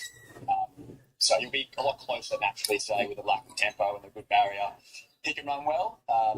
Put him in your first fours for sure, but 2,400 cert up would be beautiful. Zambardo's the one by the sounds of it. Good luck. Thank you. Not too far away from the loading process beginning. Clint Hutchison's best bet on the program is Zambardo, looking to make it 4 wins from 5 starts here in Australia for Mick Price and Michael Kent Jr. The loading process is underway. We're a tick over 30 seconds until they'll be let go for race number 6. Here's Matty Hill. So one of the more interesting runners of the day here, Zambardo, loved its victory there on the midweek's last start. Can it answer another question? We'll find out shortly. As JK Ann has gone into the stalls, Wonder Kid is the next one forward. So here is Autumn Slide taking an outside alley. So Brave moves forwards. Pulled off one of the more miraculous wins at Moonee Valley recently in a benchmark 66 after coming back from a maiden hurdle earlier in the year. There's Zambardo taking the middle alley, and it'll be Kokoro to complete it. Race number 6, favourite draw in the middle. Rise to it, a little bit fidgety. Holds them and away. Autumn Slide, the back gate open just before the gates released. Autumn Slide's missed the start by 8 lengths, but on hold all tickets there. As beginning well was Rise to it straight to the lead from Mac Dane, and there's Zambardo, the favourite, forcing up. So Brave is next on the outside from Wonder Kid, and they were followed by Prince Eric, JK Ann, Infinity Imperial. 4 further back, Kokoro, and Autumn Slide is trying to pick up the pieces. As they reach the top of the course at the 1,400 metres, it's Rise to it with Mac Dane the rails, just making Rise to it work a little bit more, and Zambardo, the favourites, can now go to lob outside the speed. So Rise to it, the leader, at the 1,200 metres by a half length, Zambardo, a length and a quarter, Mac Dane third from So Brave. Next along the inside is Wonder Kid, a length away Prince Eric, JK Ann. Then came Infinity Imperial. Autumn Slide, after missing the key 7 or 8 lengths, is second last now, and a length Kokoro. There's been no pressure, and Prince Eric is now going to stop the rock. Whips up on the outside and takes the lead. So to the side of the course at the 950, Prince Eric is the new leader. By a length and a half, Rise to it. Zambardo is third, a length, Mac Dane fourth, the inside. They were followed by So Brave, a length and a quarter, Infinity Imperial, and Wonder Kid making up round the fence. 2 lengths, Autumn Slide, JK Ann, and Kokoro was last. Prince Eric, 600 metres to go. Led from Rise to it, and then 2 lengths, Zambardo, the favourite, starting to get a little bit closer now. It's a length and a quarter off the leader. Back behind those horses, Mac Dane, a length and a quarter, So Brave. Then came Wonder Kid, Infinity Imperial, Autumn Slide, JK Ann, and Kokoro. Rise to it in front now from Prince Eric on the point of the corner, but Zambardo is about to let loose. Moves up on the outside under a hole, and at the 250, Zambardo, hands and heels, put up 2 lengths. Rise to it, Mac Dane, So Brave, Infinity Imperial. Zambardo went for home though, 100 metres to go. Still a length and a quarter to Mac Dane. Zambardo is going well. 732. 732. Then came Wonder Kid, Infinity Imperial, Autumn Slide, And 9. Kokoro, and Prince Eric. Zambardo, he is a very, very promising galloper for Mick Price and Michael Kent Jr., and he makes it 4 wins from 5 starts in Australia. He travelled into the race absolutely beautifully around the corner, and he's fought off the late challenge of Mac Dane, who was really good in second. But no doubt about the winner. Well done. So 7-3, they were the right odds. Those were others, but the 2, I did not have any confidence, but it looks like this is the one in the 3rd position. So there was a low pressure, but the management was very difficult to believe what they're going to do. So, and then came in 9. The 9 was the other one with the pressure. So it'll go. That's how 2,000 meters play. My apprehension was the jock, but he knew it's a dedicated jock on this. The leverage was good. This was a leverage. This was not possible. This was the one in between. This was the one not in between. This is not a 1,500-1,600 meter. So we have got another 2,000 meter.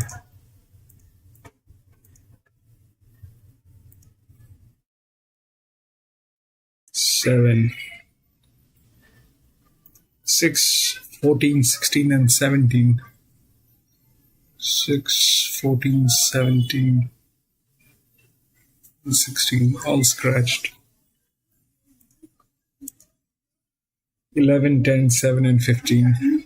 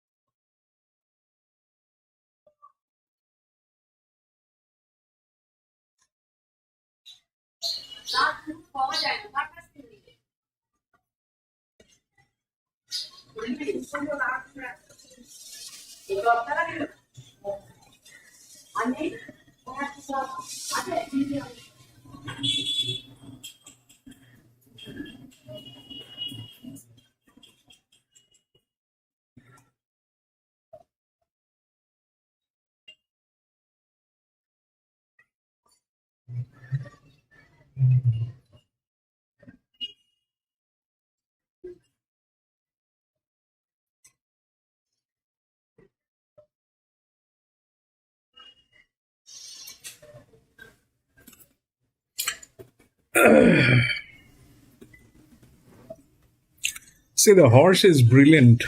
It's exactly like this one, the 7, right? It's a brilliant horse.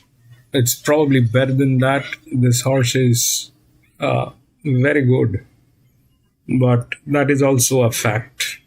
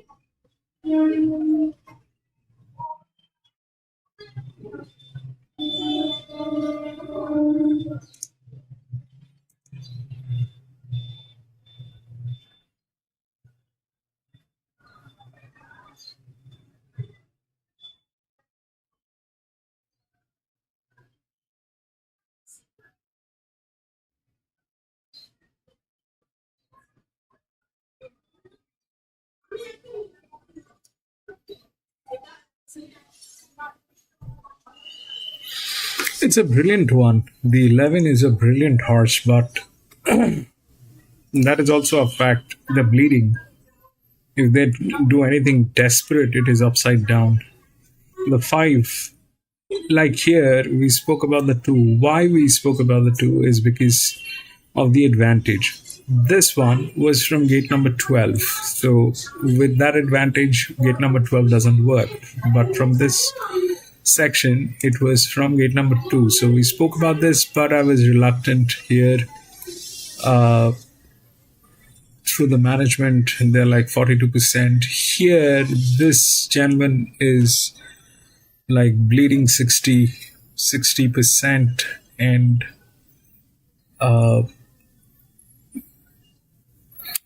so, see, the pressure is adequate.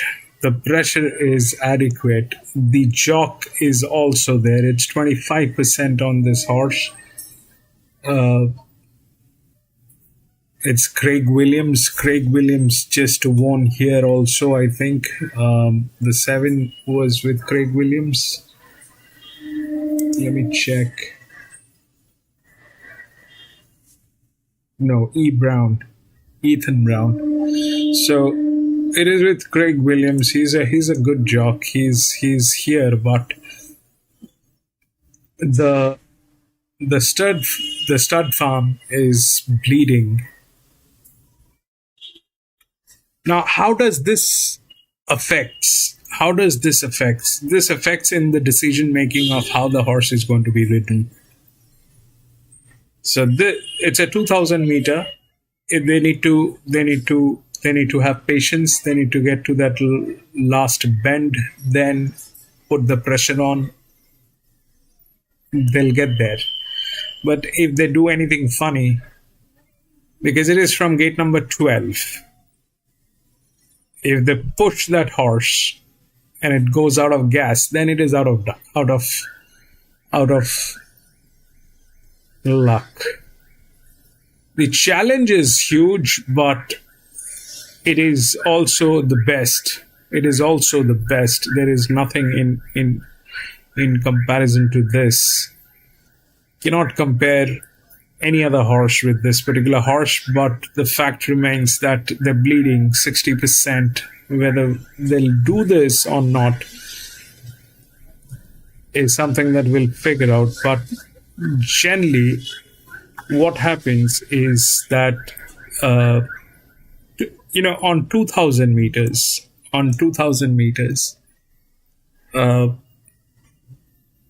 what needs to be looked at is firstly the pressure. The pressure has to be there. In 2,000 meters, these pressures, these are basically the third position. These are basically the third positions. It's not a 1500, 1600 meter where they get into the second position. They generally are the third when it is 2000. Above 2000, they can win. Here, it is also the same thing. So this one and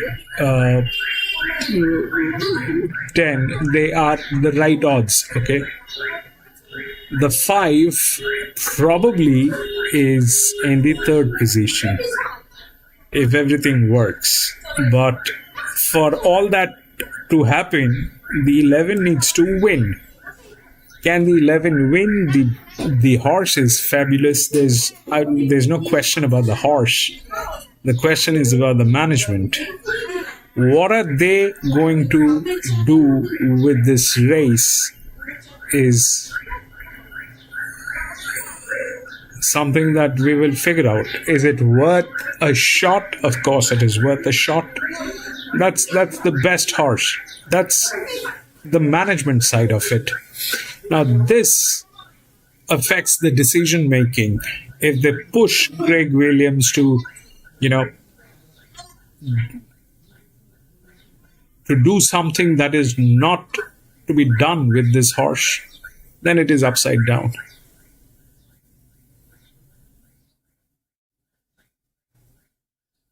They're the highest defaulters. Defaulters as in like they're bleeding like nobody's business. They're in the business of horse racing, and look at what they are. I get very nervous with these kind of scenarios. So, that's how it looks like.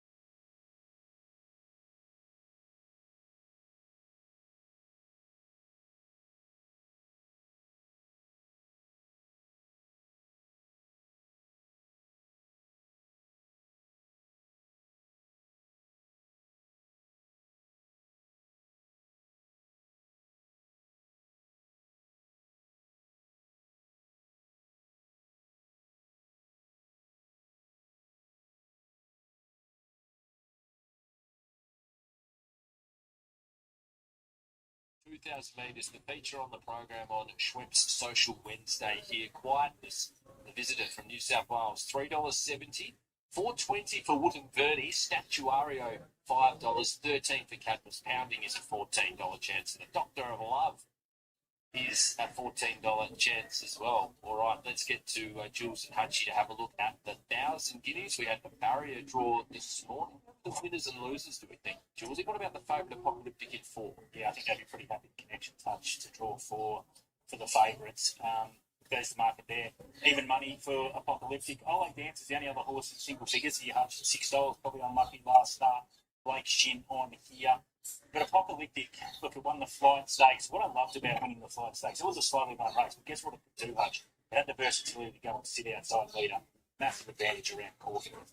Yeah, it is. And earlier in the preparation, 3 wide makeup and beat most of them. I mean, it's a winning machine. And she gets the right run here. I think even money's fair enough. Ole Dancer's a nice horse. I actually think the horse that interests me at a price, if you look at one, Get a Good Feeling, was fantastic at its last start, but I don't think it's good enough for him a bit of It probably looks the Oaks horse for me, but apocalyptic with M Zara, versatility to probably sit, in the first 4. 1-1.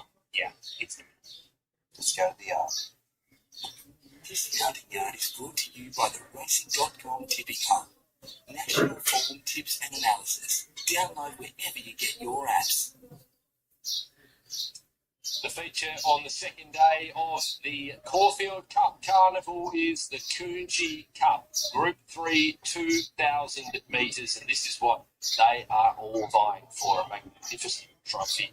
Good field, competitive race. Let's get into the mounting yard and have a look at the top weight this afternoon. Future history. Hutchie, where do we think this galloper is at? I'm not really sure, to be honest, because the 2 runs this preparation have been a bit ordinary. They had a little naturalism. And He's going to need to improve off the back of those runs. So he was probably too close to solid speed last start. Third up now, he should be ready. We'll get a good line today, but I won't be with him. He came in this preparation with a lot of condition on him. I feel like he's trimmed up a bit, but he's still got a little way to go. 2 is Casino 17 for Gavin Bedgegood, who comes through the Group 1 Underwood run here at Caulfield. That was over 1800 metres. Yeah, of course, horses. I think he won the Perth Cup. Look, he's racing okay, and he's racing patches. He'll get back. He'll be making some late headway. Don't see him as a strong winning chance. I kind of assess him a similar way to you, Hutchie. I like the way that he looks, but I've liked the way that he's looked all preparation, and he's been performing just okay, so he's probably a little bit hard to recommend. Mark Twain is horse 3, who comes through the Mackay Heat and the Naturalism and the Bart Cummings, been pretty plain in all 3 of them. Well, it's been a strange sort of prep and races to try and assess him now, and he was in that Mackay Heat where he ended up sitting outside the leader, believe it or not.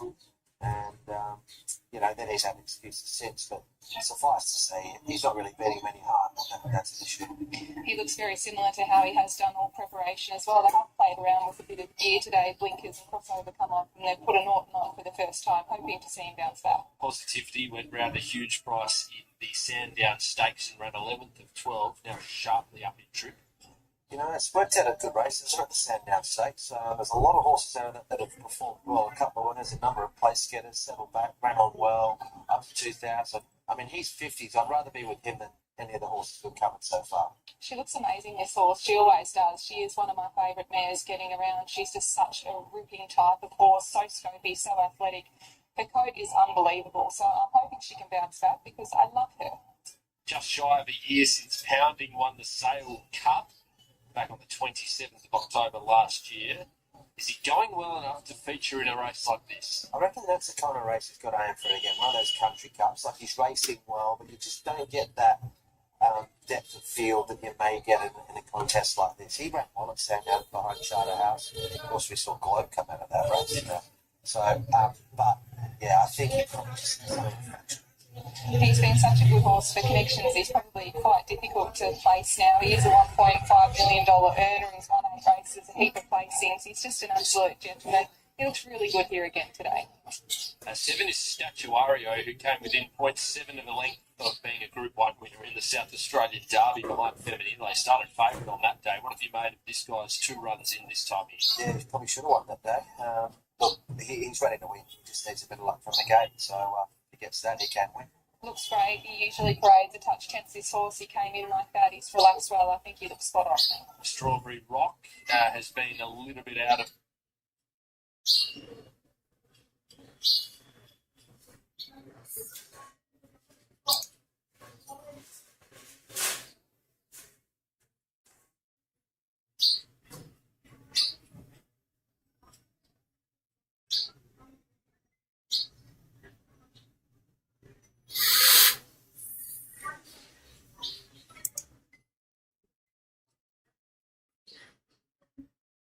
wayward last start, I felt, and maybe that'll just make him focus. There's been good market support as well. He's continued to shorten throughout the day. He's a big moving horse. He seems to be quite quirky. His condition's very good.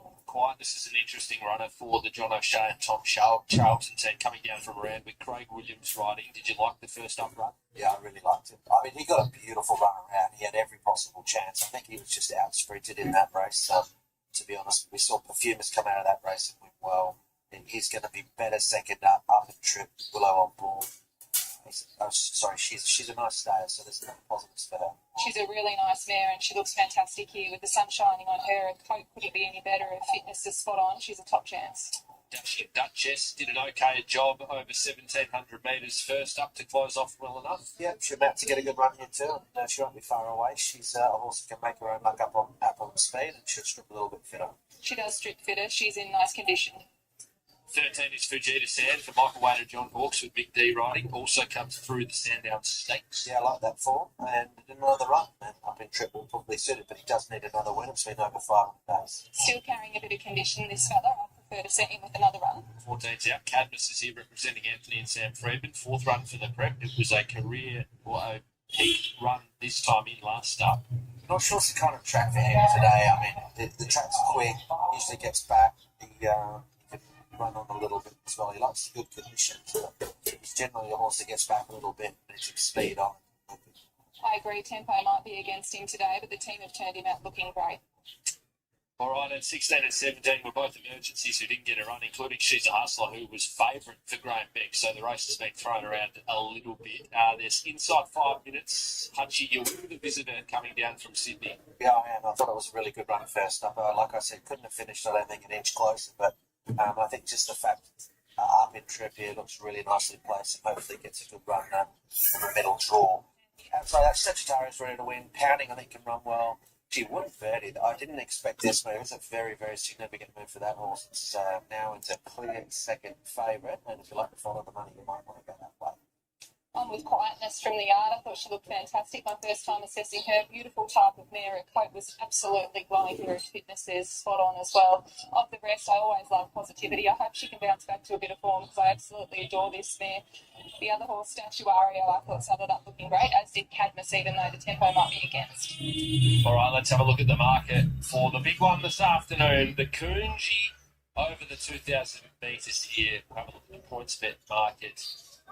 Now, Quietness, $3.80. $4 second favourite, Wooten Verney. Statuario, $5.50. And Future History is a $13 chance, Pounding at 13 as well. 14 for both the Doctor of Love and Cadmus. Hey, ladies and gentlemen, get onto the points better and snap this up. $5 for half yours. If you go into your profile, unlock your exclusive markets. This is strictly available between 2 p.m. and 5 p.m. Australian Eastern Daylight Time this afternoon. So get on and have a look at that. What could you be buying instead? For free and confidential support, call the 1-800 number or visit the website. Let's find out a little bit more about Statuario from the Red Hot Emily and David Brown team. Emily Brown is catching up with Amy Yagi. Yes, the birthday girl from Sunday. She turned 25 on Sunday. Happy birthday, and can your horse win for you here, Statuario? I hope so. It's obviously ruining the draw yet again. Yeah, it's still probably a slightly tricky spot for him to get from. But the horse is going well. We sort of targeted the race early on. So he likes the track, he loves a firm deck. So hoping we can just have it go away. I saw Dean Yendel go out and walk the track not too long ago as well. What's the intentions here? Do you just roll forward with the way that the track's playing from that wide gate? Yeah, I think hopefully he usually jumps quite well.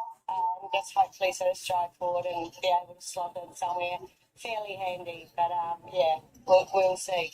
He's always had a lot of ability, this young horse. He's put together a really good record. He's won nearly 500,000 now. He seems to have matured a little bit this preparation too.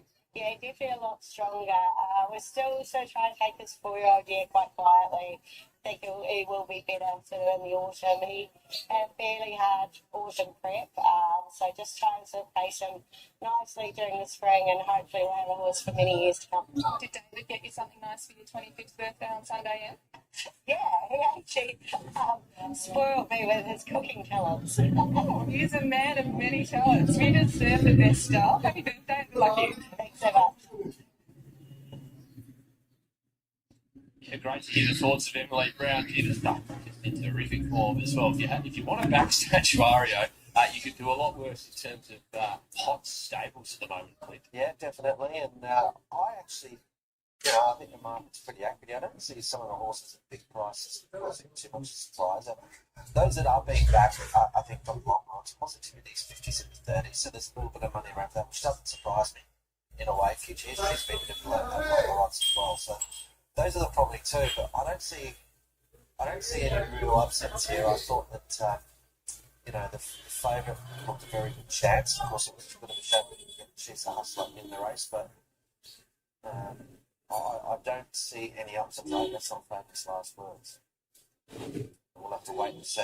Well, what could possibly go wrong with Coonji? It's been a good race over the course of time. There have been some good winners. I think my favourite winner is probably Due from a few years back. What a mare she was, Fred Cummings. Oh, absolutely. She's a ripper, wasn't she? She had that rare form as well for that 6-month period where she was getting the best around over that trip. So, had an amazing preparation, that's for sure. It's the Group 3 Coonji Cup, 2,000 metres. The feature on the program this afternoon, inside 30 seconds until the scheduled start time. Let's head to Matty Hill for his call on the big one.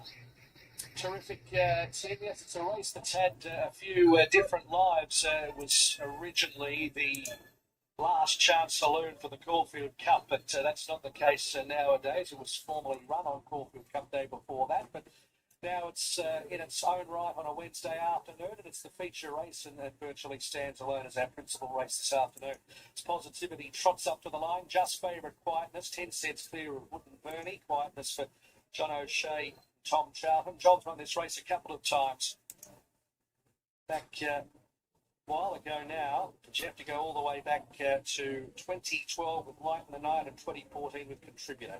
Satuario goes into the stalls, and Frigida Sam is going to be the final one. Wooden Bernie now just favourite ahead of Quietness with the bookmakers. The Group 3 Coogee Cup, the field set. Ready at the 2000. Ready and away they go. Wooden Bernie left well, with also pounding its outside. Statuario from that awkward draw is going to force up as well. Casino 17 isn't too far away. Wooden Bernie in the yellow jacket led Casino 17 pounding. They were followed by Statuario and Future History from Dashing Duchess. The Doctor of Love's in tight room there and overreacting from Positivity. Mark Twain wider back through the field. They were followed by Cadmus, Strawberry Rock, and also in that group of horses, Quietness and 2.5 lengths to Vegeta Sand. Statuario is the leader as they reach the top of the course of the 1,300 metres, claimed by Future History, and they are now joint leaders. Wooden Bernie got the trail behind them third. Out deeper on the course, then is Mark Twain, followed by Casino 17. Dashing Duchess, a length and a quarter away behind them. Further back is Positivity, who's 3 wide and has cover on the back of Mark Twain, pounding midfield the centre, a length Cadmus, the Doctor of Love. Towards the back, Quietness, 2 lengths Vegeta Sand and Strawberry Lockets last at halfway in the Coogee. 950 metres to go. Statuario the leader by 3/4 of a length, Future History. They were followed out 3 wide by Mark Twain. Wooden Bernie's getting a nice run fourth the paint.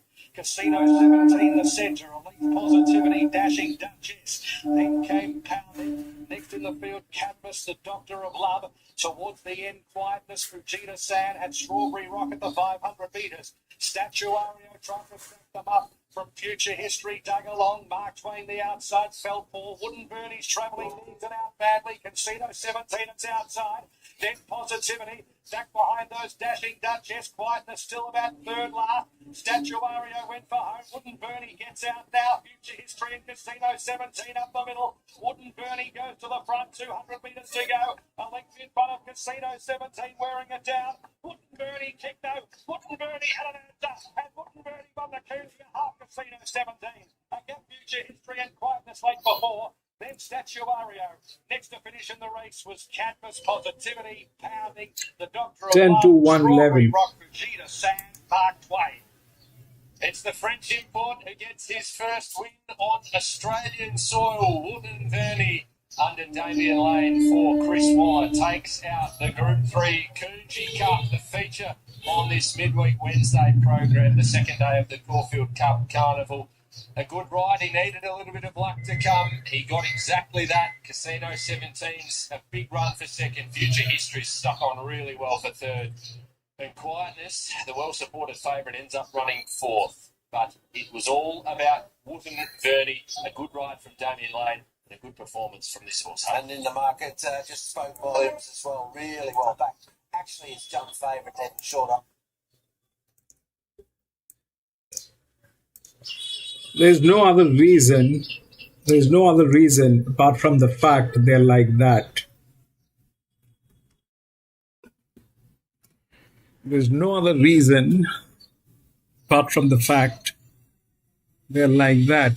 When the management is like that, then it doesn't work, no matter how good the horse is.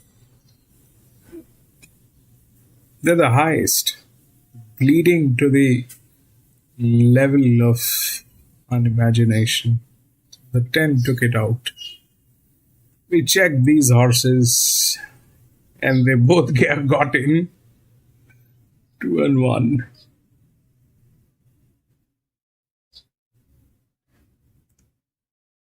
Ten to 1, then 11. It got beaten by an 8-year-old gelding.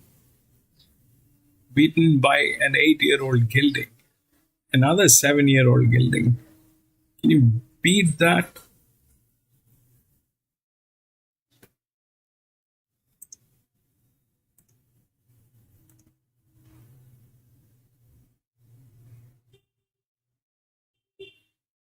$12, $14, $15, $16. It's all scratched. 53213.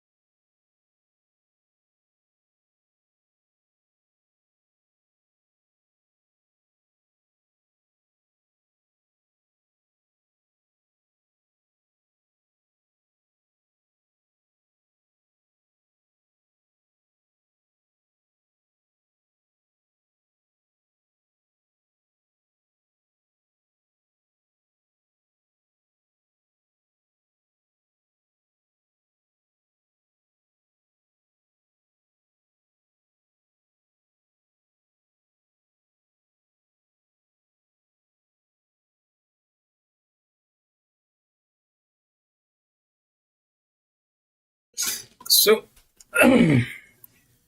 again, it's like this, that there's a huge leverage on this 149.96. it's a good fit. Uh, but the jockey handicapping is bad. It is a jockey who's on a loins. So that should happen. 513. Then it'll drop somewhere here. Probably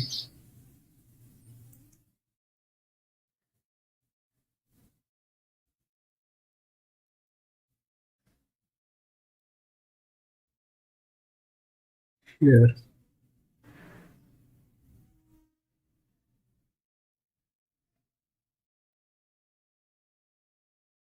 This one is too far. This is gate number 12. 13 is okay from gate number 6. Very high rated. So yeah, the 5 will take it out as a linear. Then the advantage. Then another pressure. So 5, 13, 3 should happen. We'll see how it works.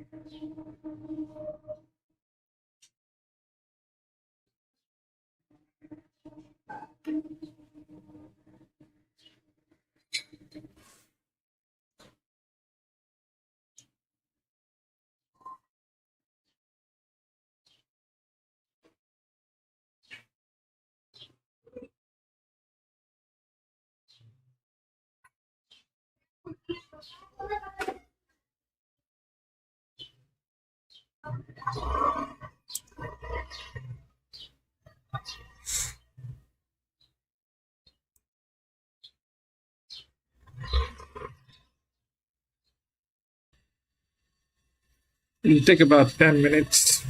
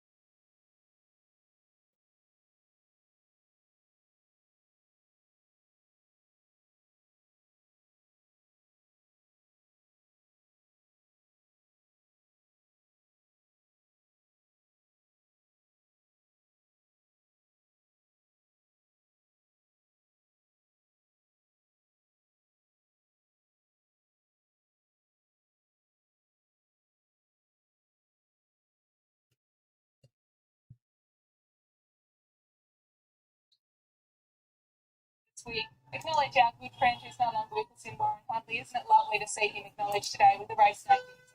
Amazing, Amy, and a real fitting tribute that we can really celebrate Warren's life and how much he meant to the racing industry. He was amazing, wasn't he? He was. He truly was. I've known him for a long, long time. Sid for over 30 years, and to think where he came from and how he got to be where he was truly amazing. We've got a really special award that we're going to be presenting after the last race, and that's going to go to the best presented horse. It's going to be called the Warren Huntley Medal. That's fantastic, and I love that. And it really pays tribute to the strappers as well, and I'm sure that Warren would really love that. I'm sure he would be absolutely chuffed, wouldn't he? Yeah, so much. It'll mean a lot to him, and I know that Nicole and Leanne, it's going to mean a lot to them as well. No, it certainly is. So, Wods, up there in heaven, we're acknowledging you today, and I'm glad that you've turned the weather on us so beautifully to see your race today.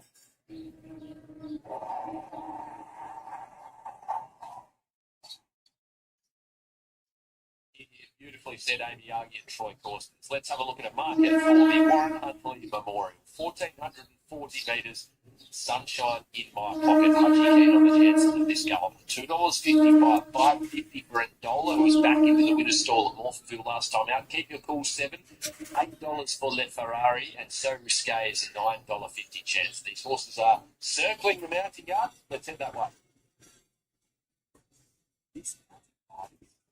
By the 2025 Melbourne Boat Show, October 16 to 19. The Warren Huntley Memorial Plate is over 1,440 metres. It is a benchmark 84. Let's have a look at these runners. The top wave is Bell Toro, who we haven't seen since contesting the Wagga Wagga Cup on the 2nd of May. He resumes this afternoon. His last win was in the Aubrey Cup over 900 days ago, but he's an interesting horse. I like him at Flemington, probably second, third running. There might be a race for him. That'll be the time to fight him over a bit further. He's a lovely natured horse. This he looks to have spelled really well, and he's come back here with a nice amount of condition on. I prefer to see him with a bit more running under his belt. Kept Your Cool was a winner at the track and trip last start in benchmark 84 grade. if she gets the run she got there, she'll get very close to winning again as well. It's been a good spot to be today. She's drawn inside. She can land right on speed, and you can do worse than make a press for her. She looks fantastic, just riding out beautifully with a lot of purpose. Her condition is the same as it has been all prep. It was good to see Adola get another deserved win last start at Moorfield. I had to go to a benchmark 80 on the Parks track hutch, but I just feel he needed that for his ball. Yeah, it was good to see him, and it was a good win. He was in front of a fair way out. He covered some ground and got up by a narrow margin. He'll get a good run today. He's right in the mix. It's still only, believe it or not, his 11th career start. It seems like he's been ready for it. Yeah, I agree. But no, he's got more to offer. He looks really good, this horse. I feel like he's hit his peak race weight already this early in his prep. She Light's a good horse on his day for Ken and Casey Keys. Geordie Childs in the saddle for the first up run. Yeah, he won third up last prep. That's probably where I'd follow him again here. 1400 is okay for him, but he's a horse that did deliver last time in, and I'm expecting more to come this time. I feel like he's pretty forward in condition, this horse. Looks like they've got a fair bit of work into him. His coat's continuing to shift. He's not quite at his peak yet. Sunshine in My Pocket is one of your better plays on the program, Hutchie. Are we more or less confident now than we were at the start of the day? Less, because I think the track's quickened up and you will get back, and it hasn't been easy to come from too far off. And I think he'll get out in the market, and he deserves to, but it won't be easy for him. But look, he's got talent second up 1400. The real positives. The case is sort of saying it's just hasn't been that easy to reel a few in. Definitely strips better than what he did at Moonee Valley recently. His coat's still a work in progress, but it's obviously not halting him at all because he ran super first up. Celsius Star is a recent acquisition to the Sean Mathrick team. Hannah Edgley in the saddle. It's been a little while since he's been in the winner's stall too. Yep, over 500 days. I thought it was an even effort in Flemington, but behind De Bergerac. That sort of form might be good enough to maybe fill a minor spot here. Yeah, looks well, this horse. He's definitely hit his peak in regards to his fitness. His coat couldn't be any better. My brother's keeper is a winner at Caulfield, and he is resuming this afternoon. 40s out to 70s. Actually, he's performed quite well over the distance, which surprised me. But yeah, I think this looks like a nice prep run for him. Be looking to be hitting the line, and when he steps up and trip, that's the time to get on. He's a bit of a smoky, this horse. You can never underestimate him. Geez, he looks in good order. I would suspect that he's going to run a real cheeky race. Ginny's Meadow is now in the care of Mark Walker, previously having been trained by the Lindsay Park team. What did we make of some of those runs last preparation? Is she going to be better when she gets up over further?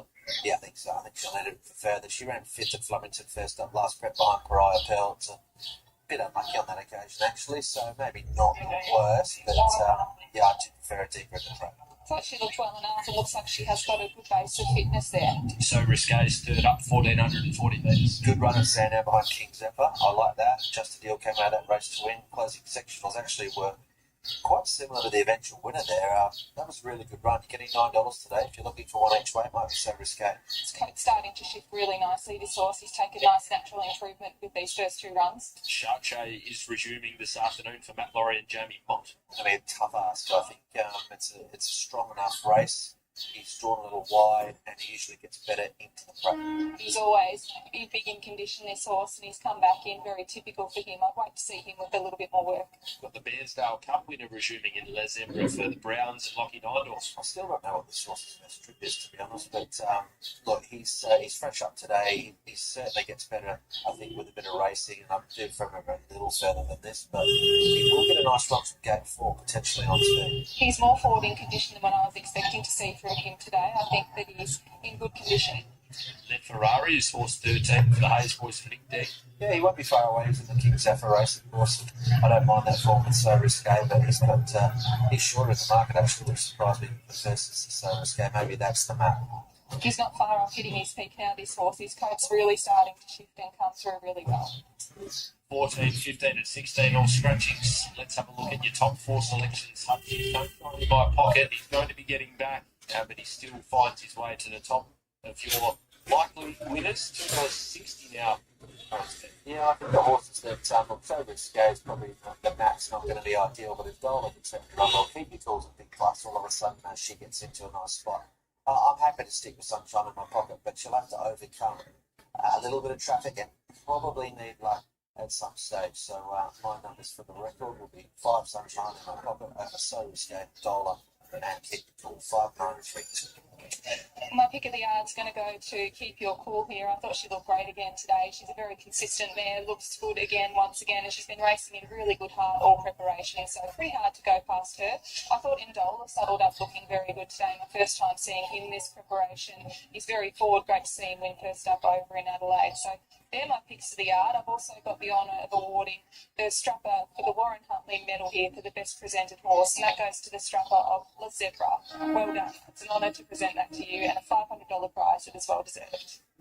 Yeah, well said, Amy, and a great award and a great initiative from everybody at the MRC to honour Warren Huntley. And so well done to everybody involved. Let's have a quick look at the points bet market with inside 4 minutes until the lucky last on what's been a sensational day's racing. $2.55 for Sunshine in My Pocket for Barrier 1 and $1.05. 7 for Le Ferrari. Keep Your Cool $7.50, the one Hutchie thinks might be more in play than perhaps at the start of the day. So Risque is a $9.50 chance, but 3.5 minutes away, these runners are milling around behind the gates, and we're not too far away from the lucky last on what has been a magnificent Schweppes social day here at Caulfield. Had a lot of highlights, Tim. I mean, one of the most impressive visual victories, of course, was Regal Award for Philip Stokes the other day. What a performance for a horse that couldn't quite make its way in to the Caulfield Guineas last week. Off the back of that, you sort of shuddered, I think, and Philip Stokes, when we asked him about that after the race, didn't want to put too much thought into it because that was a demolition job today. He would have been so happy with the result, but instead disappointed he couldn't get the run ultimately. So it's a real shame, isn't it? But yeah, they've got on the positive side, they've got a really nice horse. And we'll go through all the times they've been running some times through the day. Regal Award went forward and was very dominant. You know, the tail of the tape really today, you haven't wanted to be too far off most of the winners. Sort of figured in the finish have all been on pace. There have been some horses that around the turn come into the race and when everything's levelled out, they've looked like they've been able to make good inroads on those up in front. I think of a horse like Sweetheart, who looked to be the winner at the 400 metre mark, and then they've just struggled to really peg back those that might have had a more comfy run up on speed. So it's certainly been no disadvantage to be up and on. No, well, Mr. Monaco was one Regal Award led. 7 Bed was probably one that came from a bit further back than most. I don't think Torture was too far off. I don't have Do Led, of course. Bardo was just parked in behind as well. Wooden Birdie was box seated effectively. So, but you know, you expect that. Good track, first stack, and rail out. So there's not as much wind as there was the other day. And, you know, there's been some real highlights. I suppose even the Coonji, what do they do with that horse now? It's a really good win. You could probably knock it and say, well, Casino 17, how much can we trust that? Yeah. But, yeah, you can only beat what you put against them. Because, you know, it was still a nice performance from the winner. It was very well done.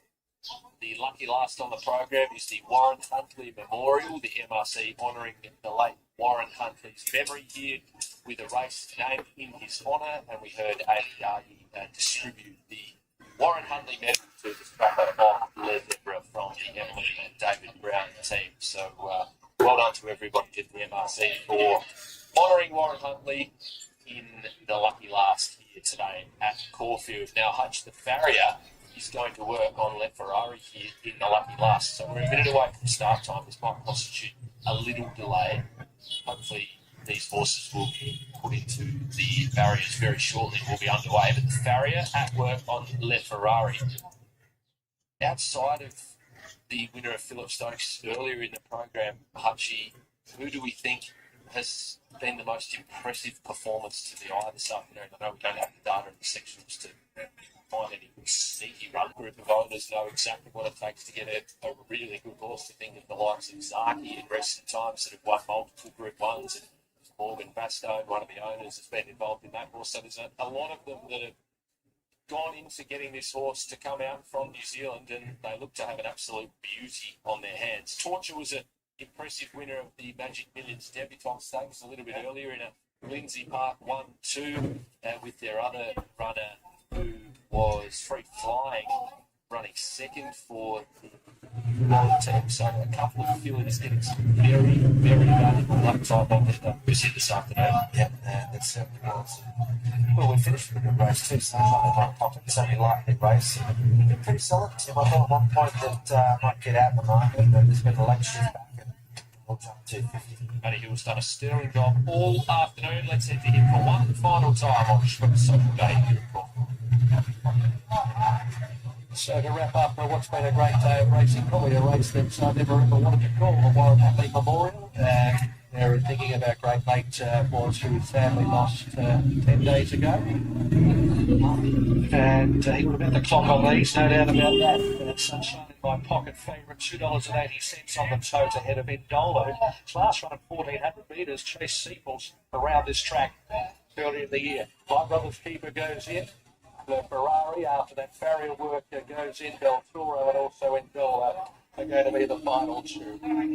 Terrific field here for Saturday. 10 races on Caulfield Cup Day for Caulfield's Big Dance. Even the Norman Robertson, the Ethereal, the Gothic, they're really strong races this year. Looking forward to the big card Saturday. Here's Endola. Coming up with also Bel Toro for the Warren Huntley Memorial. And after a great racing man, who'll be sadly missed many, many years to come. 1,400 metres and away they go. And Bel Toro missed the kick 3/4 of a length, and My Brother's Keeper's going back with it. She Light jumped well with also Celsius Star. Keep Your Cool is driving through as well as they settle, and also Le Ferrari is showing speed, but Celsius Star is looking to cross, works to lead Keep Your Cool, and then came Le Ferrari, and they're about 2.5 Le Zebra. Sunshine in My Pocket, the favourite, fifth the rails. A length and a half She Light in Dola, Chartres, 2 lengths Jenny's Meadow, then So Risque, about 3 further back My Brother's Keeper, and Bel Toro is last of all at the 800 metres. Celsius Star tried to put the brakes on and succeeded from Le Ferrari. Keep Your Cool is third, the inside of Le Zebra. Then came She Light, who's just forced to race a little wider. Sunshine in My Pocket, sixth, the inside. A length Chartres and Dola, 2 lengths So Risque, Jenny's Meadow, a gap Bel Toro, and last My Brother's Keeper. Coming up towards the corner, Celsius Star at the 450 from Le Ferrari. Le Zebra's 2 off the lead. Keep Your Cool needs a run. She Light stoking up wider in the pink jacket. Then came Endola running up behind them. Sunshine in My Pocket needs a bit of room too. Followed by So Risque. It's Celsius Star at the 200 metres. Here's Endola on the outside. Endola took the front. Kicked away from Keep Your Cool. Sunshine in My Pocket. Is it too late? Endola. 50 metres to go from Keep Your Cool.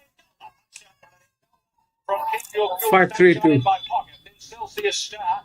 Next to finish, Le Ferrari, Jenny's Meadow, She Light. No, 3-1, I think. Risque, My Brother's Keeper, Chartres and Bel Toro.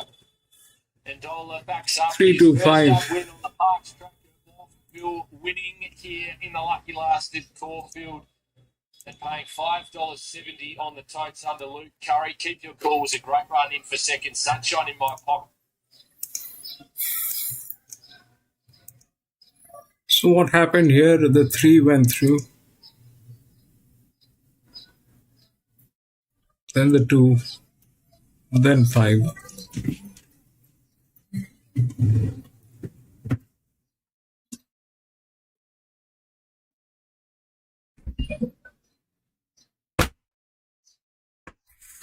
That is it, ladies and gentlemen. The 5 did not have the jock. That was a problem with that horse. Anyway, but that is it. We had 8 races today here at Caufield, and that was the last one. But I'm going to be racing back on Saturday, probably at Randwick. So if you have a little time, please come and join me. We will race together, do a little chit chat, and try to have some fun here. And thank you so much for being there, my friend PC. Thank you so much, my friend, for being there. Gatekeeper, thank you so much, my friend, for being there. Tuna, thank you so much for tuning in and being there, my friend.